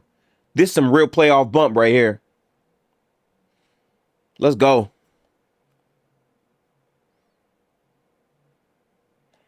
Mitch gets away with so much, being so trash at times in the playoffs. It's actually mind-boggling. He does. And no one says anything about it because he can drop 40 points. Like, I don't... Crazy. Yeah, bro. The dude blew a 3-1 lead in the bubble. Everybody remembers the Clippers doing it. He was hooping. Hey. I hear you on that. The only series I will give him bail for is that one because that nigga was dropping 40 almost every game. He was going band for band with Jamal Murray, bro. That was just really good hoops. You right. I'd give him that. He was killing that whole series. On his resume is attached to him, but I'd give him that. Yeah. He then proceeds to blow a 2-0 lead the following year. True. Okay, then the year after, they lose to a Brunson-led team where Luka Doncic barely plays the entire series. That's also true. Good shot, Champagne. Turn up then. 2023, he was a disaster in that Knicks series. Yeah, that was tough. 2024, he gets hurt in that Celtics series. Good D. True. Last year, he was okay in that Pacer series. I wouldn't say he was the best, but bad, but he was okay. At the same time, he had guys go down too in that series too. Yeah, true. Then this, do not blow a 2-0 Oh my God, Dier. Yo, the Spurs right back in the game. Let's go. That's how that is how a 60-win team should respond, Chad. Detroit, take notes. That is how a 60-win team responds. That's how you hoop. In the chat, Mikhail said there's always an excuse for Donovan Mitchell in Utah. It was Gobert's fault. In Cleveland, it's Allen and Mobley. And see, the funny part is, this is a testament to my growth as a basketball fan, right? When I was watching Utah at the time, I was still relatively new to basketball. So initially, I thought 100% confirmed Donovan Mitchell is the best player on the team. And like the more and more that I watched him, I'm like, but to be fair, this is a pure offense team with no defenders of any court. Like their best POA defender for a stretch was dead ass Royce O'Neal. I'm not trolling y'all. It was dead ass Royce O'Neal. And regardless of that, Gobert still had them as top defenses in the league. But every time what would happen in the playoffs is Donovan would hoop, but independent of that, he had crazy tunnel vision, wasn't really getting Gobert or his other teammates involved at times. And then the bigger thing is the defense would break down because they realized, wait a minute, if their game plan is to basically have everything funnel over to Gobert, we're just going to shoot threes and put people in corners and make him have to make a decision because every time the POA is getting blown by routinely. That's why I'll always fight for POA defense 1,000% matters. Because even as impactful of a defender as Gobert was in those seasons in the playoffs, that Jazz team kept losing because offensively they weren't good enough. They just had a lot of variant shooters with Donovan Mitchell, and they were all blow-bys. Like, oh my God. Donovan Mitchell, Mike Conley, fucking, what's bro named? Joe Ingles. Like, they were all food on defense for the most part. So, and like, I think the best series that properly illustrates my point, chat, is when they were playing the Clippers. the amount of times they just blew by, and would dot up the corner was crazy. And people blame Gobert for that, but that's the scheme because that's the same shit they did the entire season. And what happened is Terrence Mann dropped 44 points or some crazy shit in the corner. By the way, he's ass, but he did that because if you leave an NBA player in the same spot every time with no adjustment and they're not a complete non-factor offensively, at a certain point, a nigga's gonna make that shot. So he burned them in that game, and they wound up losing overall to the Clippers. And to be fair, Donovan Mitchell was also going through some knee stuff, I think, at the time. But it's like, when you look at the full picture of things, Donovan as an impact player hasn't always been on perfect teams, so I give him bail there. But he's not this, like, guaranteed playoff riser guy to me. I haven't really felt that way about him. Respect Conley? I do. He's a good passer. Avery, first off, welcome to the stream. Consider liking and subscribing. Appreciate you, brother. What's your thoughts on Scotty so far? He was crying after today's win. I would love this to go 7. First off, shout out to the Raptors. A lot of people disrespected them. A lot of people had Cavs in 5 or 4. Oh, we don't like the defense or whatever. I felt like the book is out on Cleveland in the sense of that team, no matter who is on it between Garland, Harden, Mitchell, whatever, that team struggles with physicality. It's just what it is, bro.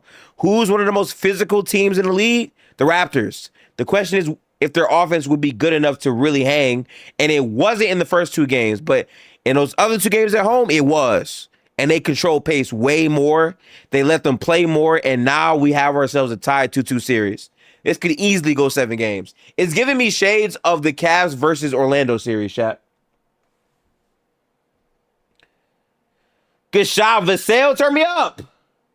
Zale said Scotty might be the best player in the playoffs so far. I would have to think about that. I think Tatum's been really good. I think Wemby had a monster 1 game. Only problem is he only played 1. I think Shea, outside of that terribly a bad shooting game he had in game 1, has been lights out, I think, versus the Suns as well. So I would have Shea number 1 for me still, yeah.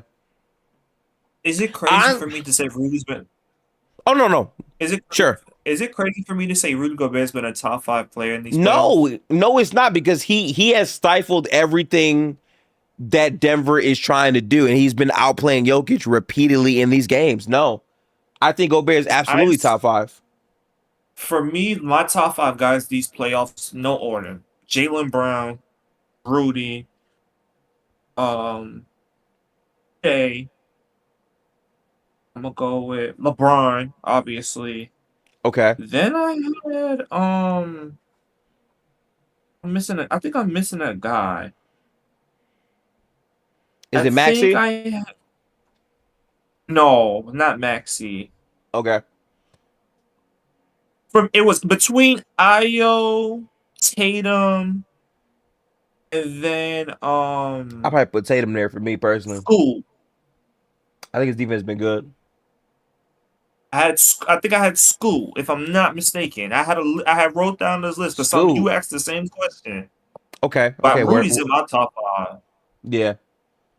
I don't care what nobody say. In a chat, Gobert player in these playoffs. In a chat, McKill said Gobert has been the bigger impact of all players this playoffs. The Thunder won a game with Shea being ass. I mean, yes, I hear you, but just in terms of like performance, I think Gobert's impact is absolutely top 5, no doubt about it. Oh, turnover.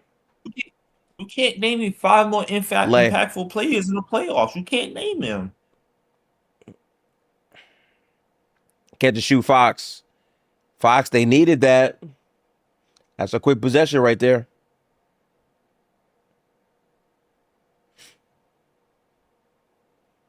Not as central when you speak to me. Oh my God, that's funny. Drew. What a shot. Lost the ball there. Yeah.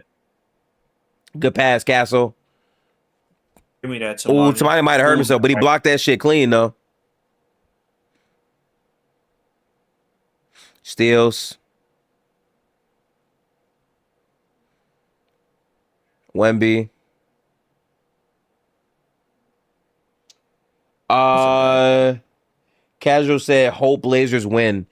I want Blazers to win as well because that means this is at least going 6 games, and that would be my prediction. But also, I just think it's really fun basketball we're seeing right now. De'Aaron Fox, they're gonna need you to turn up though, man. I'm telling you. I said from jump, De'Aaron Fox is the X factor for the Spurs. I've been saying that. I want Blazers to win because I dislike the Spurs. Why do you dislike the Spurs? Oh, good shots. Let's go, Castle. Why do you dislike the Spurs though? Turnover again. Tough. I dislike any team whose fan bases run with the ethical basketball shit. Do the Spurs really push ethical basketball like that? I mean, not really, but if you want to talk about how when they talk about Shea, I I'm guess, but crying, that's Lou. every fan base.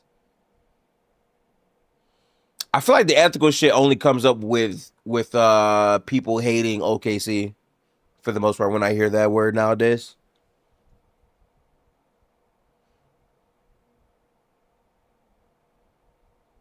Oh, great I hope fucking so. lot. Yo, Castle is so good, bro. I know he gets a lot of hate, but his passing is a legit thing, man. Is it crazy for me to say he's better than Amin Thompson? I was saying that in season, and I was getting laughed at for saying that, but I do believe that still. I just think he's I just don't care. better. Like, granted, he's not as athletic as Amin, but he's athletic. I'll tell you And that much. nigga Tito said that's not real. Hey man.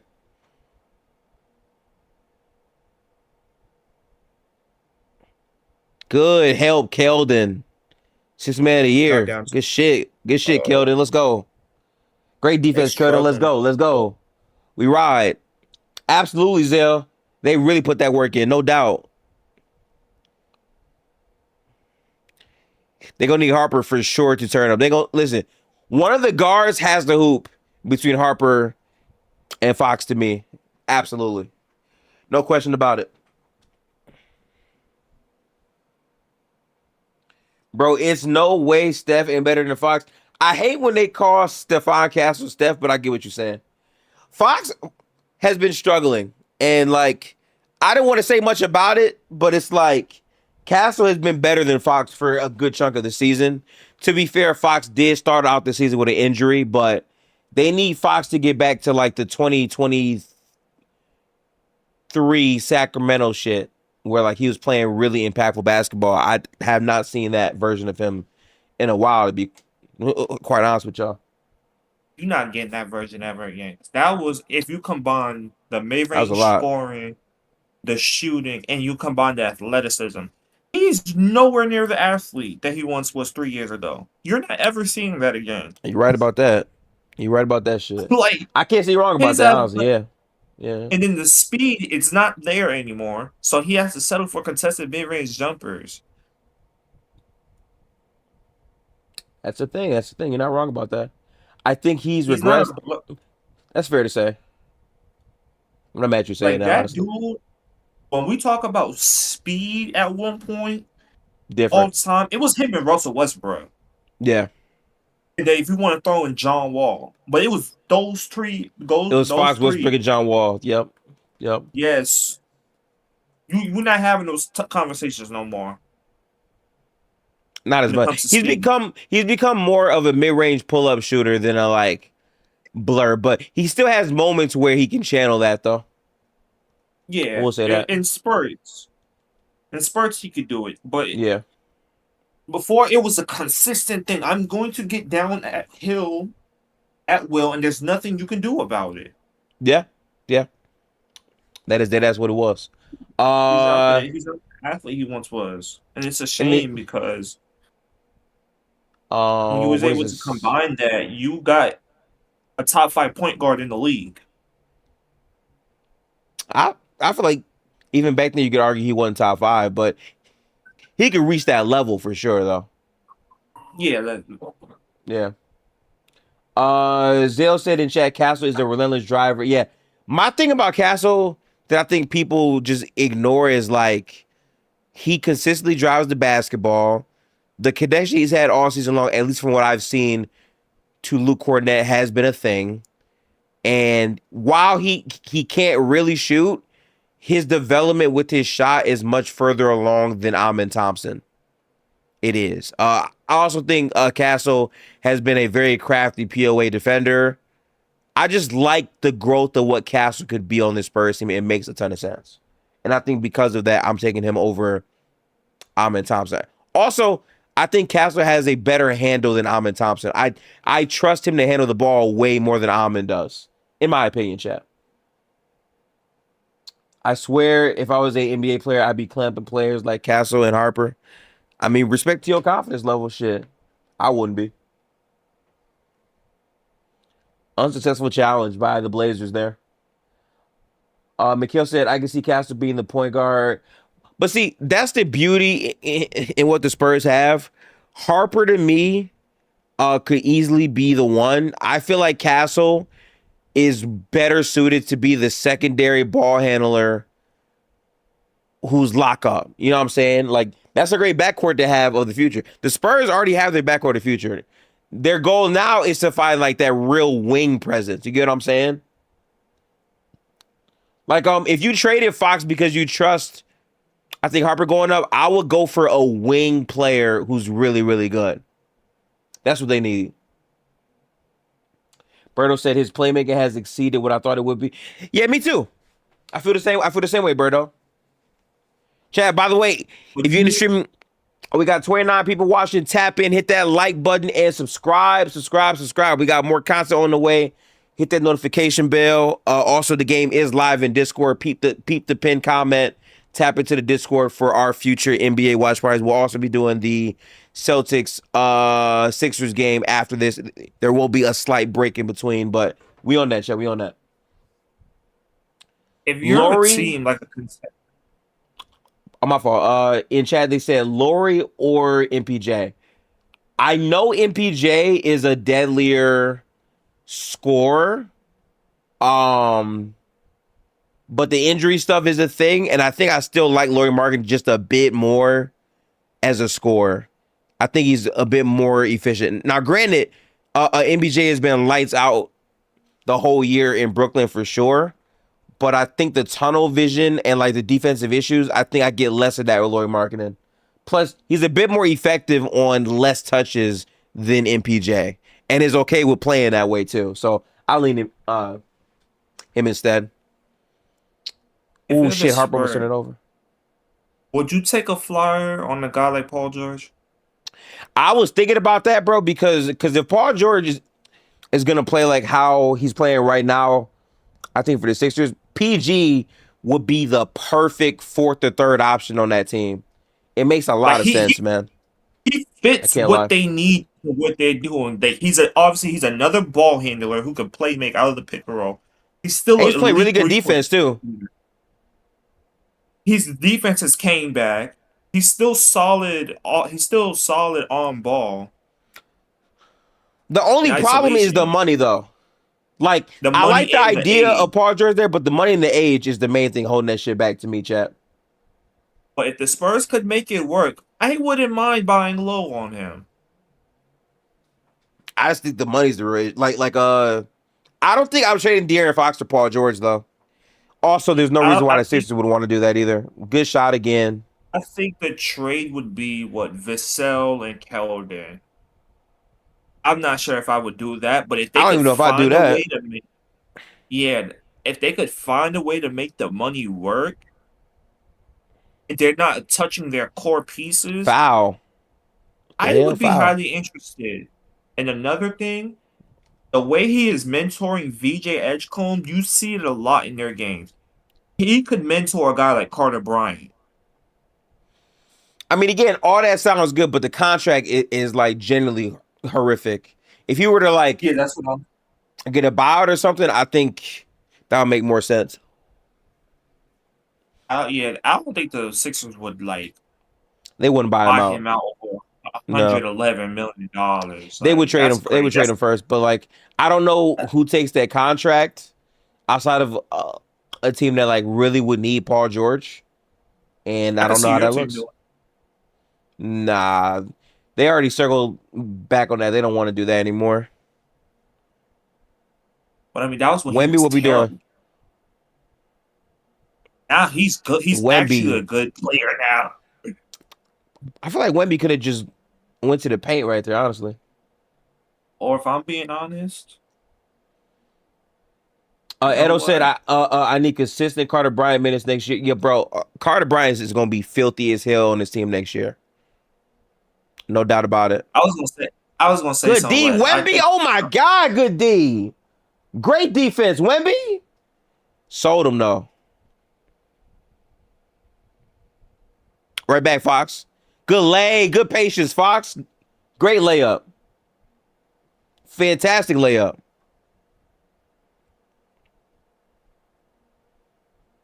Okay, Vasil Garden, Denny's gets a box up right there. Good help right there from Wemby. Drew got his shit blocked. Yo, the Spurs are so fun to watch, bro. Fantastic defense. Like, bro, how did Wemby straight up? He had no chance. That was crazy defense. I would love to see what's the thing called? Danny's use of misdirection with his eyes is fucking Wemby up right now. That was very tough.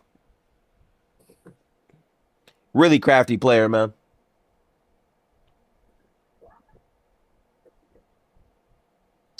J Like I Moy said, Ashby, welcome to the stream. Appreciate the sub. Welcome to the stream. Let me know how you feeling about the game right now. And my fault, Jay. You can go ahead.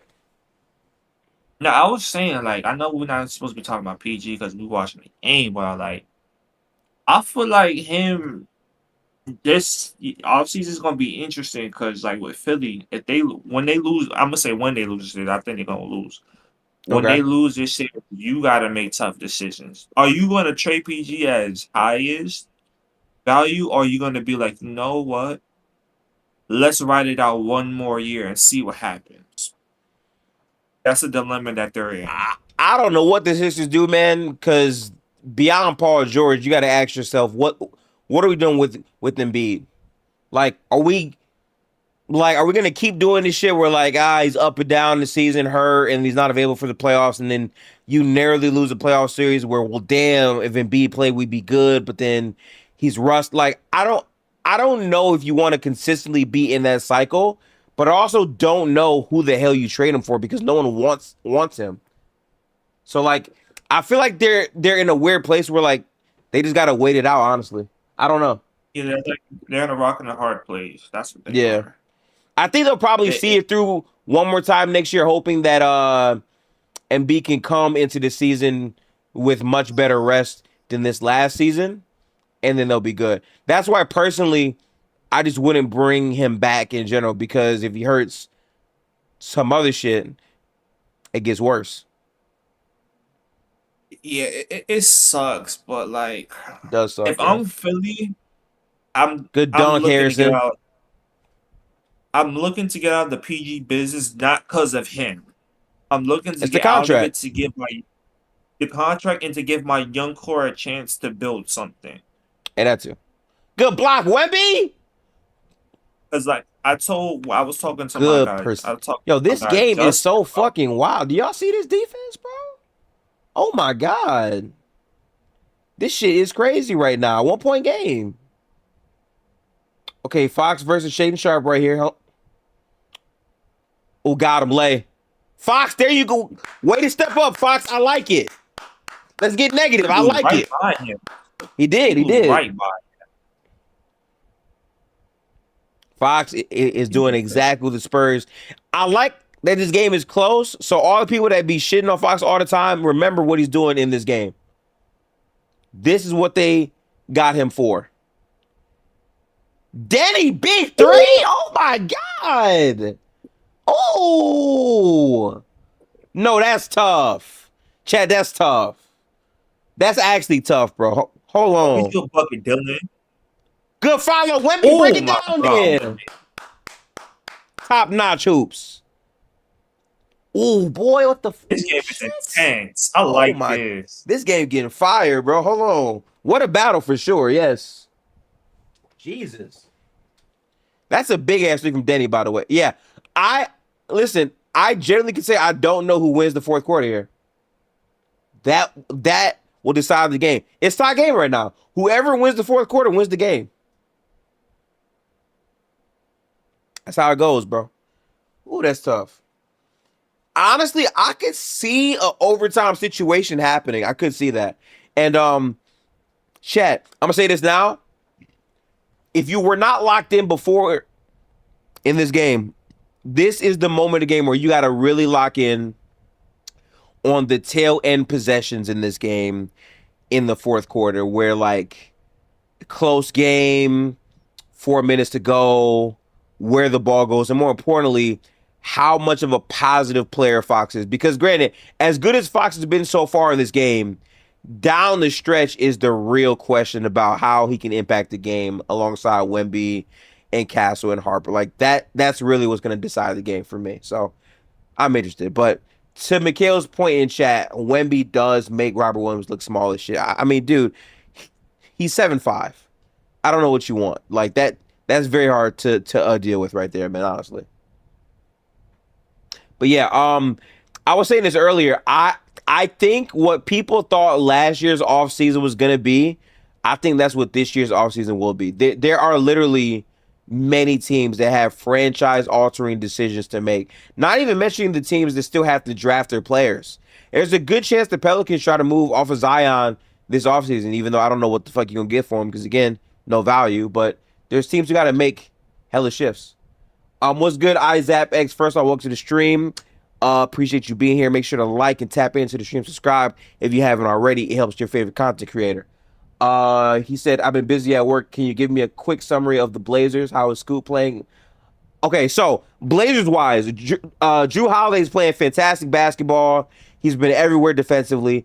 Deni Avdija is having the most ballsy Wemby game ever, where he's actually gotten Wemby on plenty of his fakes, using his eyes as fantastic misdirection. A lot of big time shot making. Clingan hit a big three over Wemby early in this game as well. I've loved the activity. Scoot's been kind of quiet in this game. I would say based off of the eye test, Shaedon Sharpe has been fantastic. A lot of big pull up threes. This is a really good game. So like, if you haven't tapped in. Also, if y'all are new to the chat, we watch these games in Discord. It is literally pinned in the comments. Tap in right now while you can, because the second round of the playoffs is going to be exclusive to people who are members of the channel. Hit that join button. Become a member today of the Gifted Hoops community. We got a lot more games on the way. We love basketball around these parts. Tribal says Scoot and Dylan have been quiet today. Yeah, I agree. I think Dylan's had some moments here or there, but this game has mainly been more De'Aaron Fox, more Castle, more Wemby, in my opinion. And that's the benefits of having a 3-guard lineup, right? Like, any of those guards can pop off on a given playoff game, you know? Mikhail, he's 0 for 7? Okay, listen, Mikhail. This is the funny part, right? I for some reason, and I know this is highly uncommon in like modern day, especially for people who actually do content, I don't read the box scores when I watch the game because I just want to get the feel for the game. I read box score after. So I had no idea he didn't make anything the whole night. I didn't know that.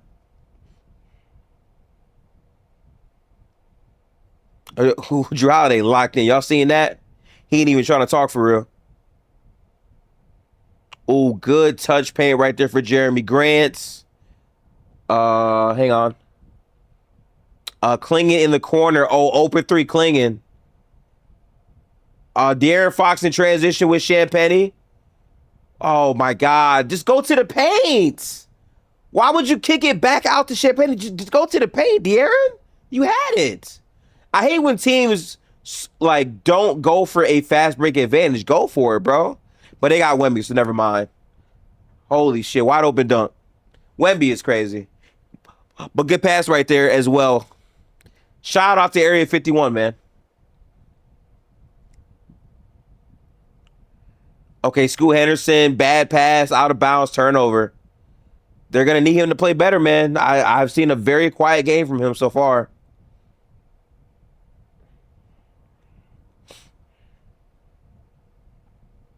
It was. And they might pull him, yeah. De'Aaron Fox, swinging the castle, big three, doesn't get it. Wemby got fouled though, yeah. Only 2 fouls on Grant though. That's pretty good. Zap said, "Thanks for that update. By the way, hoping Blazers can tie it up. It got so sloppy from the middle of the fourth onward. Last game, Spurs looked good though. Yeah, the Spurs have been playing a lot better. Blazers had a very commanding lead at the start of this game, but the Spurs really bridged that gap in the third quarter. The fourth quarter is anybody's game. We got to see who can finish out stronger here for sure." So the Spurs are just giving up Wemby dunks like free. These are free opportunities right here. See, Wemby is making his game really simple. Just take what's there. 6 blocks for Wemby, by the way. Fucking insane, bro. Wild shit we're seeing. Jeremy Grant stepper. Good step move for Jeremy Grant. Okay, Castle got the ball now. Score is 78-76 right now, chat. Jeremy Grant's got 13 on only 8 shots. That surprises me. All right. Oh my. Chat. I'm not gonna lie to you. That actually irritates me so crazy because they had another Wemby lob and they just didn't throw it. They settled for the Castle 3. This was a wide open lob they had again. Just spam the lobs. They can't guard it. Like, keep spamming that. They don't have size for that, bro. If that's me, I'm spamming that shit a lot. I really am. Turnover. Wemby's running the floor. Lob it up. To Monty. Oh, no, Murray. That's actually a great deflection. All that being said, I'm still throwing that bitch. You're going to have to show me, Chad. I'm sorry. You're going to have to show me. Also, yeah, Chad, just throw it. Just throw it up. Just throw it up. It don't matter. Just throw it up. I told y'all, just throw that bitch. They cannot guard it. He scored 8 times the same way now in this quarter, bro. Throw it up. Throw him the ball. Shit's wild, man. Yeah, it's a foul. That's a foul. Yeah. I don't know if it's shooting, though. Oh, that's 5 on Castle. No, that's pretty big. It's pretty big because Castle's been like the main playmaker so far as well. Which means Harper is going to be a very important sub here, probably.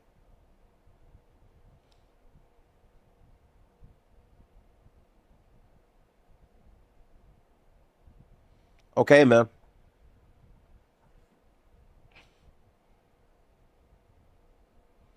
Chat, I got those headphones. Pretty good headphones. I can't hate. Good quality headphones right there. Wemby will be scary next season. No games with his that's with the team this year. Oh yeah, he's locked in then. Okay.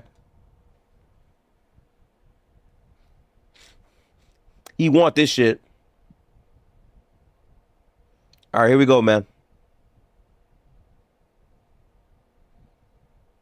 Fox is murdering this Portland defense. This is the De'Aaron Fox people have been looking for.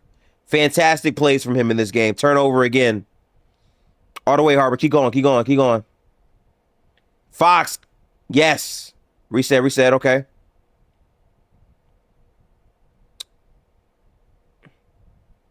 Midi. Fox turning up. Let's go, Fox. Let's go. That's what we talking about. That's what the Spurs need, De'Aaron Fox. That's what they need. Be aggressive. Get to it. See, listen, what I like, though, is Fox isn't spamming threes or these off-balance middies. Fox was getting consistently down the hill, and once you build that habit up, you get way more confidence, and then that leads to that fadeaway he just had. You know what I'm saying? Like, build it up naturally. If they can't stay in front of you, exploit that. Beat that shit up. That's That's what they need. And it kills me because Fox has that ability, but NBA Twitter and all the nerds with the RAPM, all the other shit will try to tell you that like he can't do that. He can. And I don't want to hear, oh, it's Portland gifted. It's Portland. Portland's one of the best defensive teams in the league. So if Fox is able to get his step off here, he can do it. It's just will he is the problem with the player. That's all, man. But shit, good stuff for the Spurs right now. Playing tonight. He's playing? You're lying. He's playing? Yeah, he got upgraded to questionable. He's playing tonight. Oh my God. If he got upgraded from doubtful to questionable, he's definitely playing. Which is fair because again, if you lose this game, there's no need for him to come back regardless. So like he might as well. Damn. That's gonna be a banger ass game, bro. Yeah, chat. I ain't gonna hold you. We back in here at 7 p.m. I'm gonna make the stream right now, actually. Hang on. Yeah, chat. I'm a dead ass make the thumbnail right now. No bullshit. I did not know Joel was playing, bro. Hang on, let me check Twitter though, just to.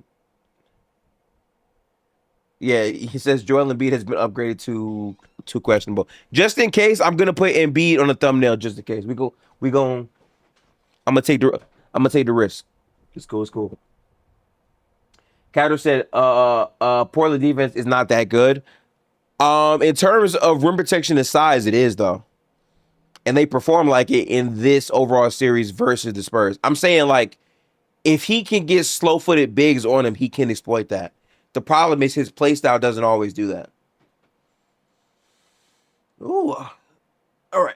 Let me hurry up and make this thumbnail right now during this break.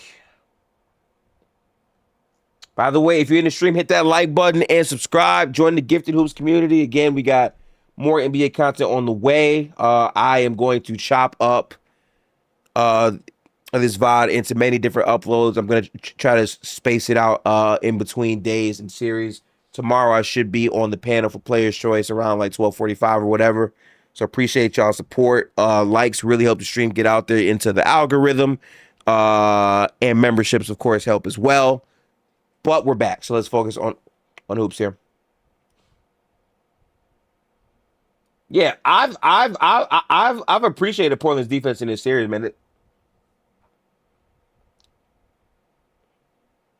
Good blow by Boxer right there.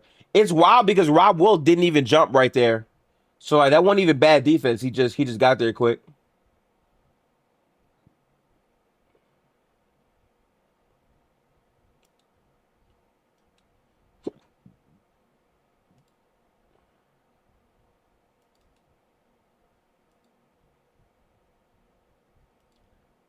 Okay.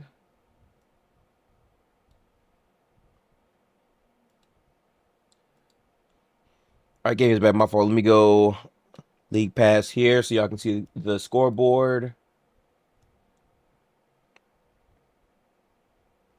All right, Chad, we in the building right here.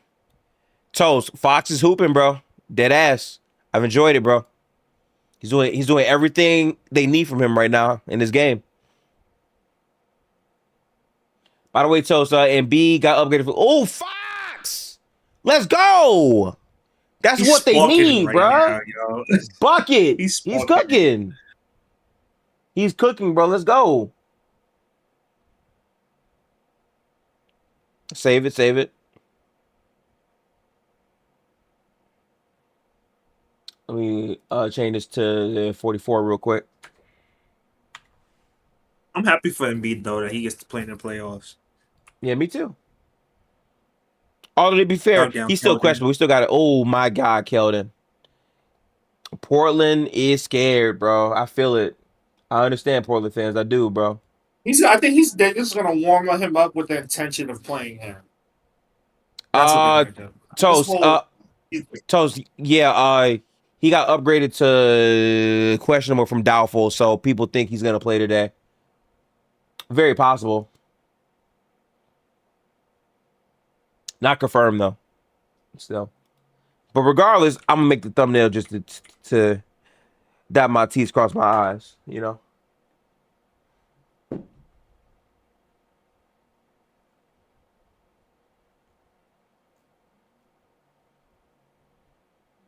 Yep. Now 61 Portland to 43. has the halt momentum for sure. Good bucket right there again. Good shit. That's tough, Jeremy. Love that timeout for Mitch right there. That's good coaching. Do not play around with that lead, bro.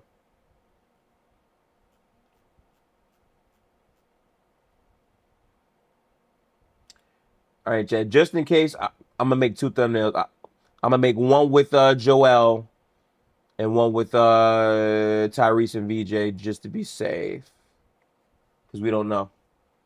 But I'm assuming Embiid is gonna probably play. Yeah, Notch. We noticed Katie's out. Yeah. Unfortunately, I will not be streaming that game tonight. I got shit to do, and to be honest, bro, I'm not gonna lie. Rocket Laker hoops be hurting my eyes, bro. It's a very nasty product. I'll definitely watch it in my own time, but I won't be streaming that tonight. I will be streaming the Celtics Sixers game right after this at 7 o'clock. It'll be in a separate stream. I'm creating the stream right now, so tap in for that if y'all got time. Also, check the link that's in the comments. Again, I have a pinned comment in chat. If you click on that, it'll guide you to my Discord. We do all of our NBA watch parties in Discord. It's open for everybody right now, but for the second round, it'll be exclusive to second round members as we add more value to becoming a member. So appreciate y'all. Let me type in probably Jason Tatum if you got to make it one.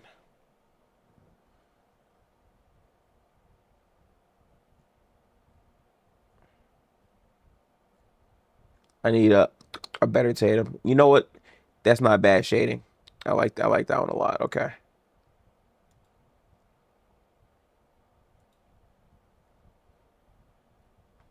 All right.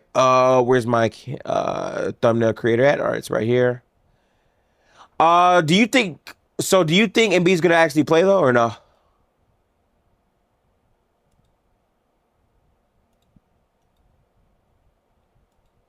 Y'all can let me know, chat, because I personally think if he's being this late upgraded to questionable, I think he at the very least is a game time decision. If you ask me, not guaranteed, but there really is no point to playing him again in this series if you go down 3-1. I don't believe that at the very least. You got to win this game tonight. This game tonight is an absolute must win for Boston. Made no mistake about it.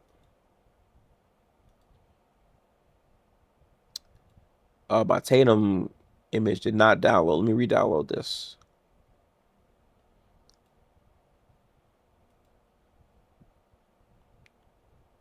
Okay.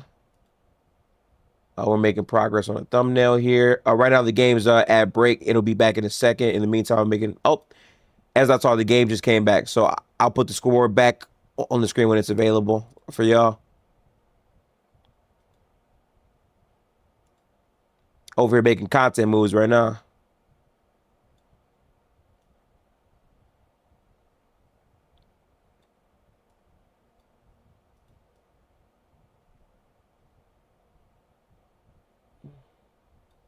Wemby's been great, man.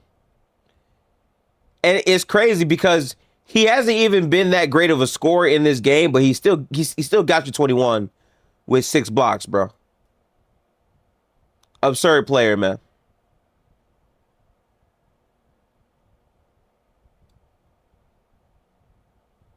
He's going to be the best player in the world soon. It's on the way.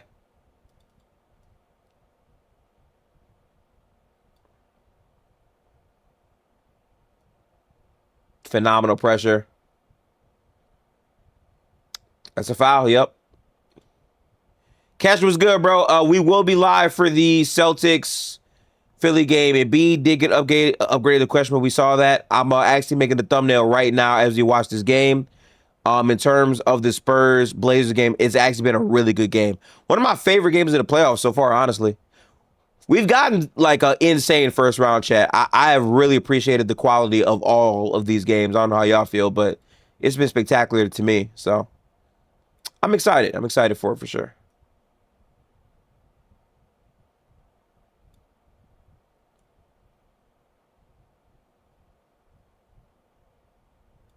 Bro, I didn't realize that Tatum is averaging 23, 10, and 8.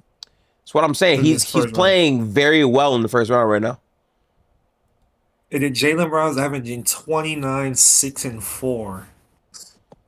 Castro said, "Yo, he's getting exposed to my top highlight." It has to be, cause like how it happened is so crazy. Foul, bro. Like every time they drop down, it's like Wemby's too big for that shit, bro. He has insane roll gravity, chat. It's wild, man. He is a gamer. All right, 76ers versus Celtics, game 4 live.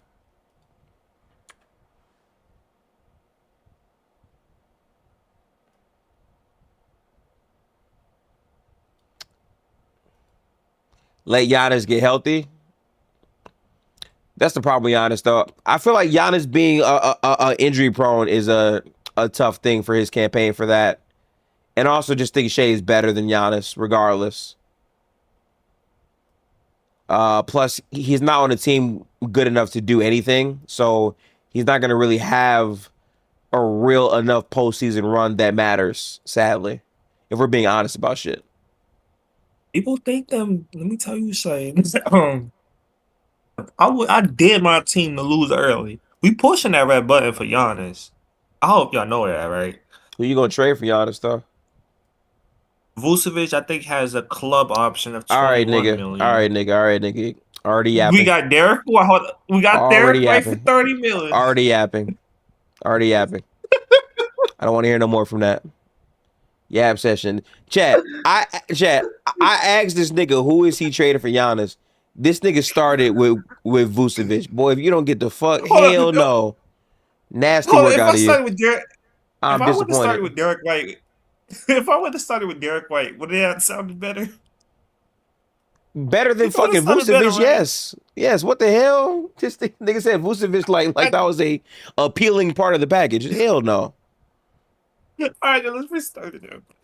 That was nasty. Good D. Great defense. I like it. Yo, we gonna trade Derek White. We're gonna pick up Vucevic's club option. We're gonna put him in the deal. That's 51 mil right there. Bro, be so dead ass. They need picks from y'all. 6 mil. They need picks. They need picks, or you trade Jaylen Brown. Make a decision. We got picks. What you mean? We're gonna put them picks in. What picks do you have? I think we have like 3 or 4 eligible first to be traded. Man, read me out the picks. Kyron, Embiid got upgraded to questionable very, very late. So people are assuming he's gonna play. Because of that, he made my thumbnail. Real shit. I'm making the stream right now, chat. Give me a second here. Let me download this. I wonder how Derek feels about this. Picks, but I'm like, how are we able to trade them? That's the question. Wait, isn't News? How much legal? I'm gonna invite Newski up if he can talk because maybe he knows more about this shit. Because I have no idea. I just assumed Boston didn't have picks like that because they traded a couple of their picks early on to like make their team what it was. We have 3 seconds in this draft. 3 seconds. We have a first. 2027, we have our own first. 2028, we have a pick swap with San Antonio. We have our first in 2030, 2031, and we have a first in 2032. So you have 2030 first. No, we have 2026 first, 2027 first. We have 2028 pick swap with San Antonio. We have a 2030 first, a 2031 first, and a 2032 first. So we have 5. We own 5 first, and then we have a pick swap with San Antonio. Yeah, so all the firsts are gone. They need Jaylen Brown and Derek White. You get Giannis. There you go. But the thing is, of those first, what picks are eligible to be traded? That's the question. That is the question right there. Yes. What are y'all talking about? The picks Boston got, and like, if you know anything about this, Newski. I mean, I just looked. I basically heard what dude said. I don't know if this is in regards to trading for Giannis. I don't know No. Oh my God, Claude. I don't. Yeah, I in don't. regards to I don't. Giannis. I'm not I against, don't. I'm not against I, trading for him, but I don't even think Dusky want Giannis. Cap is like a man's Cap is a ticking time bomb, bro. So I don't know if I want to really You're a indulge in Celtics that, fan bro. too? Good score. Yeah, Yeah. yeah. Uh-huh. Okay, that's fire, man. I met a Yeah, the fellow Spurs Celtics fan. actually blew this game up completely.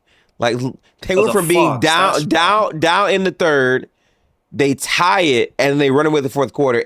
And guess what? All the disrespect and shit talk about Fox, he showed the fuck up in his fourth quarter and this whole game. Give him his proper credit. I hate Yeah, niggas that love to really hope he victory gets some lap. credit, bro. Yeah, bro. Like that should be so disgusting. Like how annoying is it every game where they say, "Oh, Harper's better, could do this." Bro, Harper is a young player that will be good in these playoffs, but will also have variance.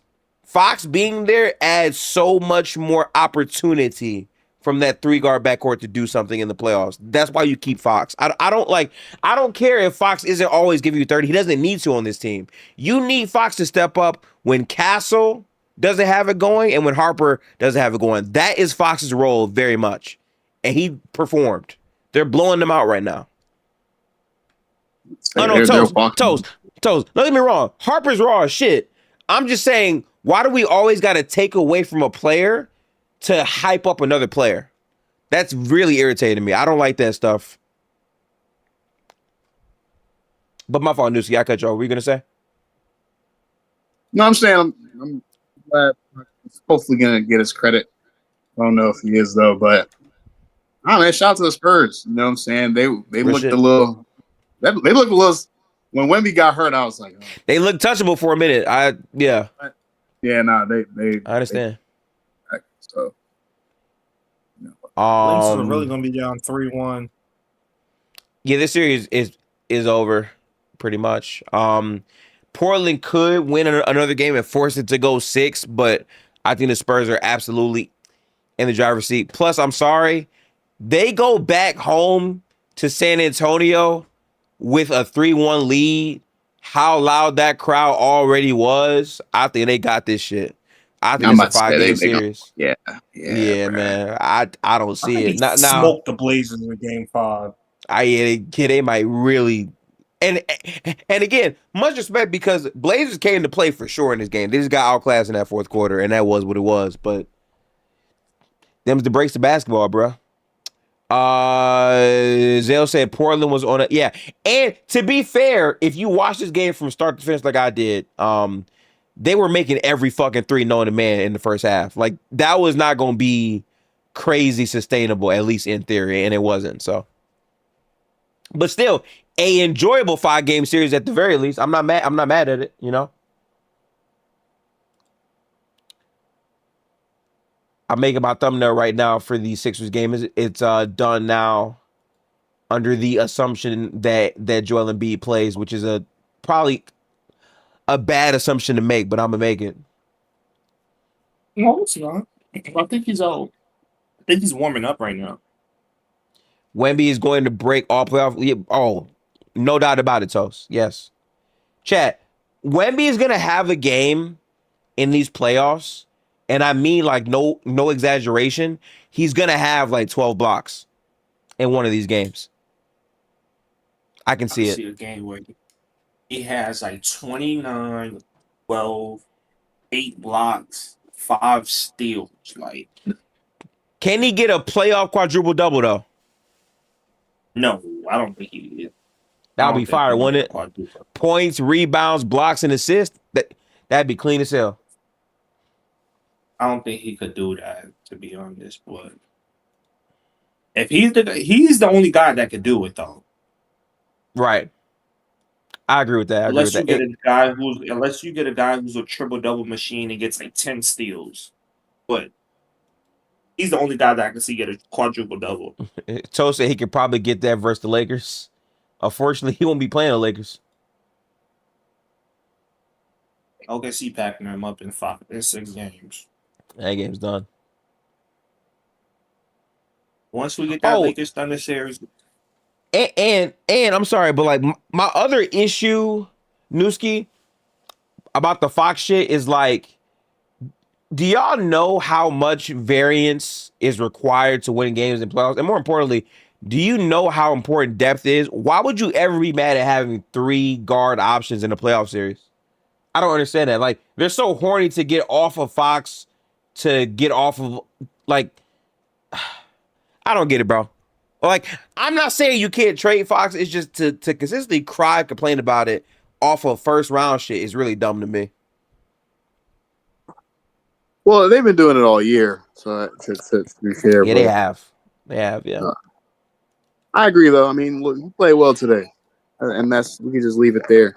If they don't want to do that, that's what matters. Yeah, contracts will be a issue. I don't think it will though, because listen, I'm under the expectation they're gonna move off of Fox probably within 2 years. I think they keep it as is right now, and then for the last year of their rookie scale contracts, they'll trade Fox and make a move at that point. I don't think it happens next year though. Avery said, hoping the Spurs make it to the Western Conference Finals. Back-to-back years of best in the world play. Yeah, I think Spurs versus OKC would easily be the best playoff series this year. I think every game will be very contested. I would love to watch that series too.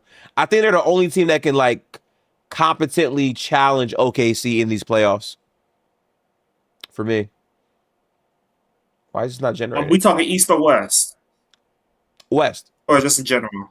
Okay, I was about to say. Okay. Yeah. Just making sure, my brother. Boston fan to the core. Respect.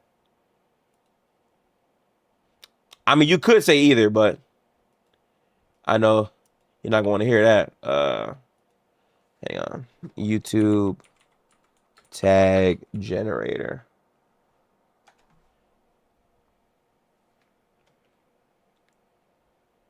I need one more. Celtics fans living off that one regular season game against the Thunder. Crazy part is we almost beat them twice this year without Tatum. You ain't seen him with McCain, sadly.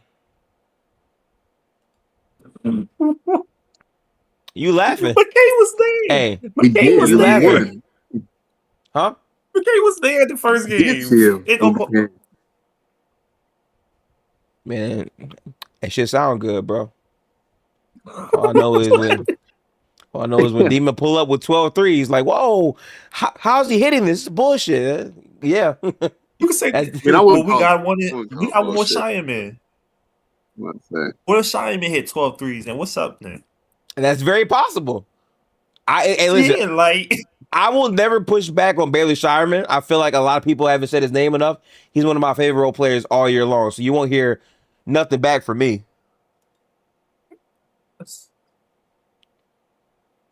Dorisburg, this game is over, respectfully. They are not the Rockets.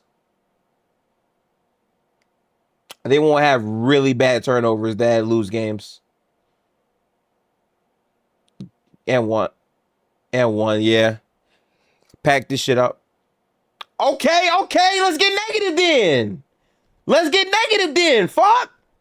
Let's go. What was that about? He tight, he lost. That's why. Oh, he yelled. Oh, Deni tight. Oh, y'all see Deni? What the fuck happened? Nah, Deni got mad as hell. Y'all see that? What happened? I ain't gonna lie. Castle wasn't going though. Castle was not going though. Hold on. Show me the replay. Yeah, foul, step through, lay. Oh, that's what he did. Yeah. I fuck with Castle because he ain't give a fuck. He put that ball right down on his feet. Hold that shit. Send that boy to Lebanon is crazy. Man. Shout out, yo, Castle FC. We strong, man. I'm in that FC. I mean, Castle incited what happened, to be fair. I didn't even see that on the first replay. My boy Deni looked tight as hell. Deni tried to go after him, too. He did. That's the funniest part of it all. It's what I love about the playoffs, though. Like, enough of this, like, everybody's a winner. We love everybody. We are the world. No, it bring back hating on niggas, man. What happened to teams that just like? I miss the days where like niggas did not like each other, and that was the series, bro. Boston did not like the Lakers, bro. Like, give me that energy. I like that energy. That's what I like, chat. And no one getting thrown out. Just give them double text. You don't got to throw nobody out. Let them niggas hate each other. I like this shit, bruh. Let's get negative, for real. I'm cool with that. Chat, this is what I like to call positive negativity. Facts. You need this in the sport, bro. You need this. I'm here for this all day long. I condone. Yeah, bro, facts. I'm a big condoner of what Jamie McDaniels did last night. If you so mad, stop me. Fuck. It should be blowing minds, bro. Yo, Deni look like that, yo. Nah, Deni was actually about to fight him, though. Dead ass, though. Bro. You're not wrong. You're not wrong. You're not wrong. Don't get me wrong. Hilarious. I am absolutely Castle FC. I think Deni might fold his ass up, though. Trademark, yeah. Mikhail said trademark the positive negativity. Hey, man. Got to do it. Got to do it. I wish Castle was guarding him, though. With Castle on him. I'm trying to see something. Gifted, I wish McDaniels had Zion windmill that bitch last night. Chat, I really wish I could have streamed this series, but again, we're doing it on Gold Blooded. My reaction at the end of the game, I would clap my hands. I was so in support. For sure I was. Castle is a front runner. Why start something? Well, to be fair, he got pushed back away a little bit, to be fair. So that was the thing I would say. But regardless, they both stood 10 toes in a moment. Castle definitely began that shit. Deni wasn't backing away from nothing. I respect that from Deni. I do. Yeah, and chat, listen, positive negativity is a real thing. Have y'all ever listened to Future? That is positive negativity. You need that. You need that to keep you balanced, bro, for real. Castle lucky he was about to be, oh, man. Hey, man. You know, not wrong, unfortunately. Get well soon. All right, chat. Let me pull this up here for y'all. I'm gonna link this in chat. Tap in. Hang on. Let me click on this to make sure I have it right. Hang on. Yeah, Wemby went dumb as usual. Gotta stay balanced. Yes, have to stay balanced. Chat. This is the new stream that will be up for the Sixers game. So another block too, by the way. Love what I'm watching. Guarantee you the Spurs are going to absolutely... Another foul. Wemby don't even care.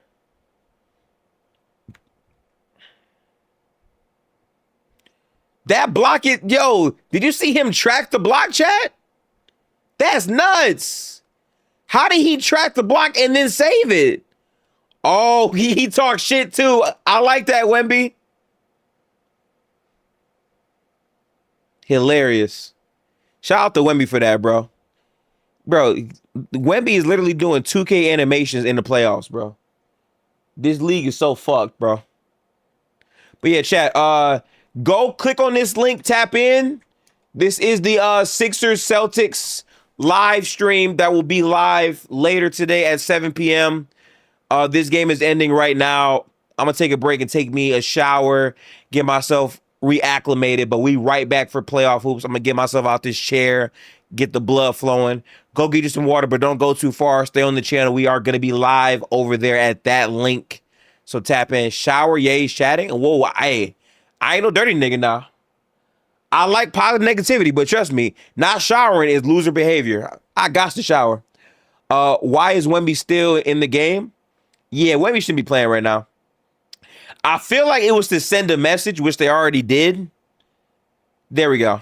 Okay, Wemby's out the game now. I want to listen to like the post game from this, and then we're gonna end the stream. But again, me streaming today is not over. I also will create a event in the Discord. When you join the Discord, again, it's pinned, by the way. When you join the Discord, choose the Hoops Homies role, and you'll be notified of every watch party or NBA thing that we do in the Discord. So tap in to the Gifted Hoops Discord, join the Gifted Hoops community. We on this basketball shit 24/7 all day long type shit. But we are not watching Rockets Lakers because I need to take care of my physical and mental health, and I'm also playing my rivals. So those things are more important than that game for me tonight. Sorry, is what it is. I stayed up till 5 last night, had a 3-hour stream, breaking down Jokic's defense, did all the games yesterday. I'm tired. Not gonna make that one, unfortunately. You know what I'm saying? But we'll be on the panel on Monday for Players Choice. So tap in there as well. Shout out to all the support, though, man. All the new likes, subscribers, memberships, as well as super chats means a lot. We are growing our community more and more and more. I want to keep on doing that. We putting in that work, baby. Salute to y'all for sure. Zale, salute, man. Game's over, but like I might as well show you the final box score. So we're here.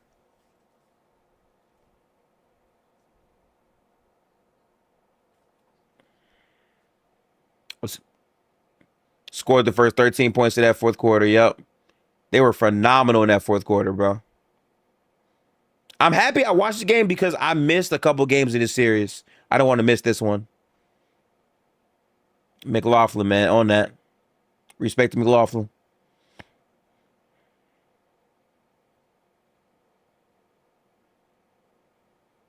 Another turnover there. The game is over. Lindy Waters in the building. Yo, Wemby almost had 10 blocks. Almost had a triple-double with blocks. So once again, I told you, if he can get damn near 10 blocks, I'm telling you, bro, he could have a game where he gets a quadruple double. It's very possible. Man, we could have got a Tribal. I'm saying, bro, like I'm so sick and got hurt because now that I'm seeing the way the series played off, if both teams are fully healthy, Minnesota would have won that series. And then it's like, if that's the case, we could have got Ant versus Wemby hoops in the second round. That would have been a banger matchup. But we're going to get robbed of that, unfortunately. I mean, we theoretically still could. Yeah, but that means Ant. Late in the series. Well, yeah, but the problem is Ant coming back late in the series means he still won't be himself. So, like, it's not going to mean as much, you know? But yeah, chat, this is the final box score. Spurs beat Portland 114-93. It was a fantastic game. The Spurs really did get tested by this Blazers team. They made almost every three in the first half. Shout out to Blazers. They got a game. They didn't get swept like another team in the conference is going to get swept. The Blazers did not get swept. They got a game, actually. So shout out to the Blazers. And they got their game on the road. Salute to them for that. Okay. It's a Malika Andrews post game, and she's looking up to Wemby. This shit is crazy.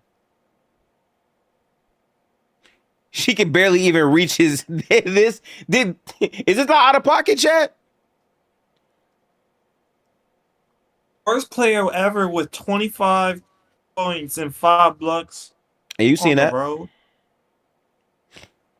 Yo, like Wemby be making history with his points block stuff. Like he put this man in the Hall of Fame already, dog. I'm sorry. He's a Hall of Famer. Like this in my life. He's a no Hall of Famer. Bro. This man's a 2-time All-Star go big. First team All-NBA is a defensive player of the year already. Like, God bless. They gonna make all defensive first team. Turn me up, Gifted. Turn me up, Gifted. Let's Joe, get it. We gotta talk. Let's go. And Joe, we gotta talk, man. We gotta talk. Hey, Gifted. What did I say in the group chat just now? Let the praise be as loud as the disrespect. I was hearing all about De'Aaron Fox for the last week. I've been hearing he's a dropper. Yes, you were. I've been hearing he sucks. I've been hearing it's a $60 million flushed down the toilet. What do they got to say now, Gifted? What do they got to say now about that? He stepped up big as shit on the road, bro. Needed it. Needed all Needed of it, very bro. badly. It was looking very dire in that first half. Bro, the shit the Blazers were making in that first half, though, Joe, like they dead ass could not miss a shot in that first half. That was a Yeah, wild time. it was just straight magnet ball. Like Drew Holiday like pulled up from fucking half court. Bro, Drew Holiday had a logo 3 in this game. That was nuts. Yeah, it was unreal. It was unreal. But you then know, y'all once came out on in that that third quarter, tied it up, and then in that fourth quarter, y'all made it known we're winning this game. That was amazing to watch. Yeah. That was a great game. Oh yeah, for sure. Yeah. Woo, man, what a Oh win. man, it feels good. It feels good. I know that feels good because excellent. I can only imagine how you felt in that first act because they were built to y'all for like a good little minute there. I ain't gonna lie, bro. Shady Sharp was making crazy shit. Yeah, I mean, I saw at halftime they had us up like 20. They had 24 transition points in the first half. We only had one. Yeah, that's crazy. It was like, yeah, I mean that's not going to sustain itself. And then once we actually just got stops and like won the rebounding battle in the second half, I mean it was pretty much it. We just got better shots in the half court. Wemby, for the most part, stopped dribbling in that second half and primarily just had him going to the rim. And I mean, it worked out. Bro, it was a stretch either in the third or the late second quarter. I forget what quarter. I'm pretty sure it was either late third or early fourth where they just spam lobs. And there was a play where like they kept getting it over and over and over. And then it was one play where they settled for a Castle corner 3. And I'm like, but just keep throwing a lob until it don't work because he was making it every time. Like, bro, even on that play, Joe, the lob was open again. I'm like, man, I'll run that shit into the ground. You're going to have to stop me, bro. For real. No, yeah, for sure. Great game. I mean, great game. The only thing you could do with Drew guarding Wemby, because, I mean, with, Drew's going to be a lot more contact than someone like Klingon or someone like Chimani Kamara. And so you can't really back him down without expecting to get a couple offensive fouls. And you can't really dribble around Drew either. So you got to just, get Wemby in a lot of off-ball action. That's going to be the key. Yeah. I'm going to quickly go through the box score here, chat, before we get out of here. The Celtics Spurs, the Celtics Sixers game is at 7. I do want to enjoy 30 minutes to shower, clean up, whatever. So I'm gonna do that. But let's review this box score quickly before we get out of here. I know the score is gonna look crazy to those who didn't watch the game. Let me tell you, this was easily one of the better games of the playoffs that I did see. This was a competitive ass game. Blazers were belting them initially. I mean, again, 25 points for Portland in the first quarter, a 33-point second quarter where they were making lights out shots. Tumani Kamara in this game, I know the box score doesn't look pretty. The defense was crazy. He was making some really good ass plays defensively. I know he only has a steal and a block to show for it, but he had so many plays where he was getting so many deflections. He was being extremely disruptive. He had a great game. Deni was trying to give y'all business. Deep threes, getting downhill. In fact, what was so impressive about Deni Avdija in this game to me, chat, is Deni was using his eyes to misdirect Wemby a ton and was actually finishing under the rim on Wemby quite a bit in this game. He got blocked too, of course, but like even trying him in that sense, I respect the confidence he had as a player in this game. That was huge. Donovan Clingan, pretty shitty, but I swear watching the game, it didn't feel like that. Like the 1-3 he made, I remember that 3. That shit was crazy because he shot it and the follow through was right over Wemby. But that 3 was really capping off a great run in the first half from Portland. So like that shit was nuts. I'm gonna say this too, by the way. Even though Klingen's stats weren't good, guess whose stats were good? Robert Williams only had 4 points, but it was a loud ass 4, wasn't it, Joe? That shit was loud. No, yeah. He's been a dog the whole series. He's been unbelievable. Yeah. He's been unreal, defending the rim. Not really stretching it out just because, he's not like that as a shooter. Yeah, but being a loud threat down low. I mean, it's primarily been on defense to where his impact has been in terms of preventing shots at the rim. Even though that didn't really happen at all in the fourth quarter, we were able to get pretty much whatever we wanted at the rim in that quarter. Yeah. It's tough because Scoot Henderson had some real promise in the game of the series. He went 0 for 7 in this game. He just did not have it at all. It was not his night. He was getting his shit boxed up for sure. It's funny because Shaden only played 13 minutes, but I promise you, in the 13, he looked good as hell. He made some big threes and some big spots. I'm surprised he only got 13 minutes in this game for Shaden. Maybe that's like an injury thing or something. I don't know, but he had some real solid times in this game. But enough about Portland. The Spurs came out to play. First off, Julian Champagnie, like there were moments in his game where he didn't have it going early on, but then he found his shot later on in the game, plus 22. He had 8 points on 2 of 4 from 3. Even Vassell had moments as well, 5 for 9 with 11 points. And again, Castle, I think, had a real masterful game where it was more so on the defensive end. He made the simple plays that had to be made. He was responsible for a lot of the lobs to both Cornette and Wemby. He made some really good plays today. Also, had some really impressive downhill, I would say, drives, and the threes weren't bad at all either from him. So I was very proud to see that in his game. But again, the stars of the game, Wemby and De'Aaron Fox, bro. I'm sorry. De'Aaron Fox, for all the shit that he's gotten all year long, my take on it is this. De'Aaron Fox is going to get traded from this team.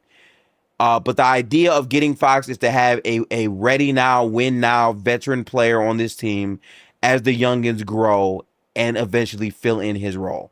The point of the playoffs is to have depth, and that 3-guard tandem that they have puts them in position to win games night in and night out. And Fox here, again, made so many impactful plays in the third and fourth quarter when this team was in the absolute mud. Made some big threes, certainly, but again, the touch and the drives to the basket were phenomenal tonight. He was making his will known on the game, and he also had 7 assists.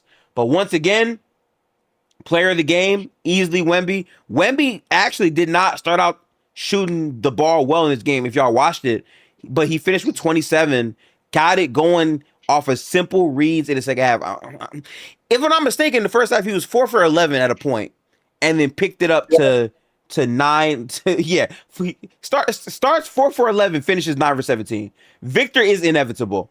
That's how it feels watching him play. Makes all of his free throws. 11 rebounds. He was a towering force. 4 steals, 7 blocks. I'm sorry. It reaches a certain point where you have mastered the complete game, and Wemby is still very much young. By the way, we just got an update from Shams. Joel Embiid will return tonight. Holy fuck, Joel Embiid is playing. Wow. Okay. All right. Holy So that's shit. a must-watch game. That's a must-watch game, chat. Okay. Holy shit. So I'm gonna try to make this quick here. But Wemby, yeah, man. Playing like this, there's no reason why you can't be the best player in the world. And I still think that Shea has that mantle. I still think that is something Wemby has to prove in the playoffs to take from Shea. And I'm gonna be honest with you, bro. Fuck all the bullshit. Like I love the Denver slander with Jokic and yada yada, wood rah rah, whatever it is. We deserve to see Oklahoma City versus Spurs. They were the 2 best teams all season long. Their matchups were the most competitive. The Spurs beat their ass in the regular season. You know OKC wants to get back. That is what the basketball community deserves. We need it. We want to see it. So I'm hoping that Minnesota can take care of business, because if I'm being honest with you, if Denver comes back 3-1, they'll have a chance to play you guys. They just will, because of the matchup to me. But also Aaron Gordon's hurt, so maybe that might not hold up well. But I think you might rather want to play a Wolves team that doesn't have their best player, and also Dante just tore his Achilles. Regardless, it looks good for you regardless, Joe, of what happens. You have a great chance, you know. But Yeah. I think the smoother sailing is probably going to be Minnesota, though. No, yeah, for sure. I'd rather play the Wolves, especially in the state, than Denver. Even with how Jokic and Jamal Murray and the rest of the guys have been playing. Yeah, absolutely. Right. And so yeah, that's the thing, man. We got some more hoops to watch, of course. I will not be watching the Rockets-Lakers game because, again, I'm gonna protect my mental health. That shit is ass. I'm not watching it. No KD for the closeout game. He has given up on the team. Also, I do believe he's hurt at the same time, but he's also just not talking niggas on the team, which is a very bad sign in a playoff series to be doing. So that's done, in my opinion. But yeah, man, I think Sixers versus Celtics is a must-watch game. And I'm happy that I was already gonna watch it without Joel Embiid, so now I have everything to like prop up here. If you're in the stream again, I am not done streaming. Again, I'm gonna spam this link. Make sure to tap into the stream, pre-like it, whatever you got to do. This is gonna be the next stream that we go to for the Sixers versus Celtics game. But I am done here for now. I need to go shower and get some water because I've been sitting in this chair and yapping for a good 6 hours today, Joe. That's right. We've been locked in on basketball. Joe, any closing comments before we get up out of here from y'all too? No, not really. It's just a great win. Great win, brother. Great win. How about you, Jay? I appreciate you for giving me this opportunity to, come on your platform and speak hoops. I ain't got really nothing much to say because, I got to get ready for this game. It's going to be a war, though. I ain't going to lie. For sure, it's going to be a war. For sure. Oh, yeah. I'm going to create a event for this in Discord. So, again, if you're in the YouTube chat right now and you want to watch the game, tap into Discord. We stream the games in Discord. There's going to be a role in Discord called the Hoops Homies Roll. There's a roles tab. Just click the basketball emoji and you'll have the Hoops Homies Roll. You'll be tagged for all basketball events moving forward. But that's enough yap out of me. Holy shit. I need to go shower for the matchup that's about to happen because, again, been sitting in my ass in the chair all day long. So yeah. Peace out, people. Appreciate all of the likes. Make sure to hype up the vibe when it's done. We'll see y'all in literally less than 30 minutes. Peace. Wait, you streaming?